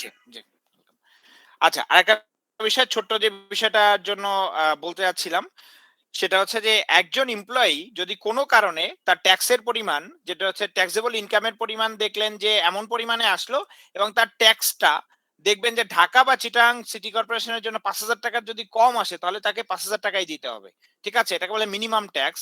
আর যদি আদার সিটি কর্পোরেশন গুলির ক্ষেত্রে হয়, তাহলে সেক্ষেত্রে যেটা হচ্ছে যে তাকে 4,000 টাকা দিতে হবে। আর এই সিটি কর্পোরেশন বাহিরে যদি বাংলাদেশে অন্য কোনো জায়গা হয়, তাহলে সেক্ষেত্রে 3,000 টাকা পর্যন্ত তাকে কি করতে হবে, যে ইয়েটা দিতে হয়, যেটা হচ্ছে যে মিনিমাম যে ট্যাক্সটা আছে সেই মিনিমাম ট্যাক্সটা দিতে হয়। অর্থাৎ এখানে বিষয়টা হচ্ছে আপনার ইনকামটা যদি ট্যাক্সেবল হয়, কিন্তু দেখলেন যে আপনি রিবেট পেয়ে গেলেন, রিবেট পেয়ে আপনার 1 টাকাও ট্যাক্স দিতে হচ্ছে না, কিন্তু তারপরে আপনাকে 5,000 টাকা ট্যাক্স দিতেই হবে মিনিমাম। যদি আপনি ঢাকা বা চট্টগ্রাম সিটি কর্পোরেশনে থাকেন অথবা আদার সিটি কর্পোরেশনে থাকেন তাহলে 4,000 টাকা, এবং যেটা হচ্ছে যে এই সিটি কর্পোরেশনের বাইরে যদি থাকেন বাংলাদেশের অন্য কোনো জায়গায় তাহলে সেক্ষেত্রে 3,000 টাকা। ক্লিয়ার কিনা বলেন? আর কারো কোনো প্রশ্ন আছে কিনা বলেন? আর যারা চলে যেতে চান স্যার যারা চলে যেতে পারেন। আর সার্টিফিকেটটা আমি যেটা করব আপনাকে আগামী 2 দিন থেকে 3 দিনের মধ্যে আপনাদের সার্টিফিকেটটা আমি হোয়াটসঅ্যাপ গ্রুপে আপলোড করে দিব, এবং একদম আপনাদের কাছে একটা রিকোয়েস্ট যে দয়া করে এটা ডাউনলোড করে রাখবেন। পরে কিন্তু বললে স্যার আমি খুঁজে বের করতে দিতে খুবই কষ্ট পাই, এবং যেটা হচ্ছে যে আপনাদের কাছে আমার অনুরোধ যে দয়া করে এটা হারাবেন না, এটা রেখে দিবেন। ঠিক আছে? ক্লিয়ার কিনা বলেন? জি স্যার ক্লিয়ার। আর স্যার গ্রুপটা কি অ্যাক্টিভ থাকবে সব সময়? গ্রুপটা স্যার আমি এখানে পোস্ট করাটা বন্ধ করে দিব কারণ এই জন্য দেখবেন যে আপনাদের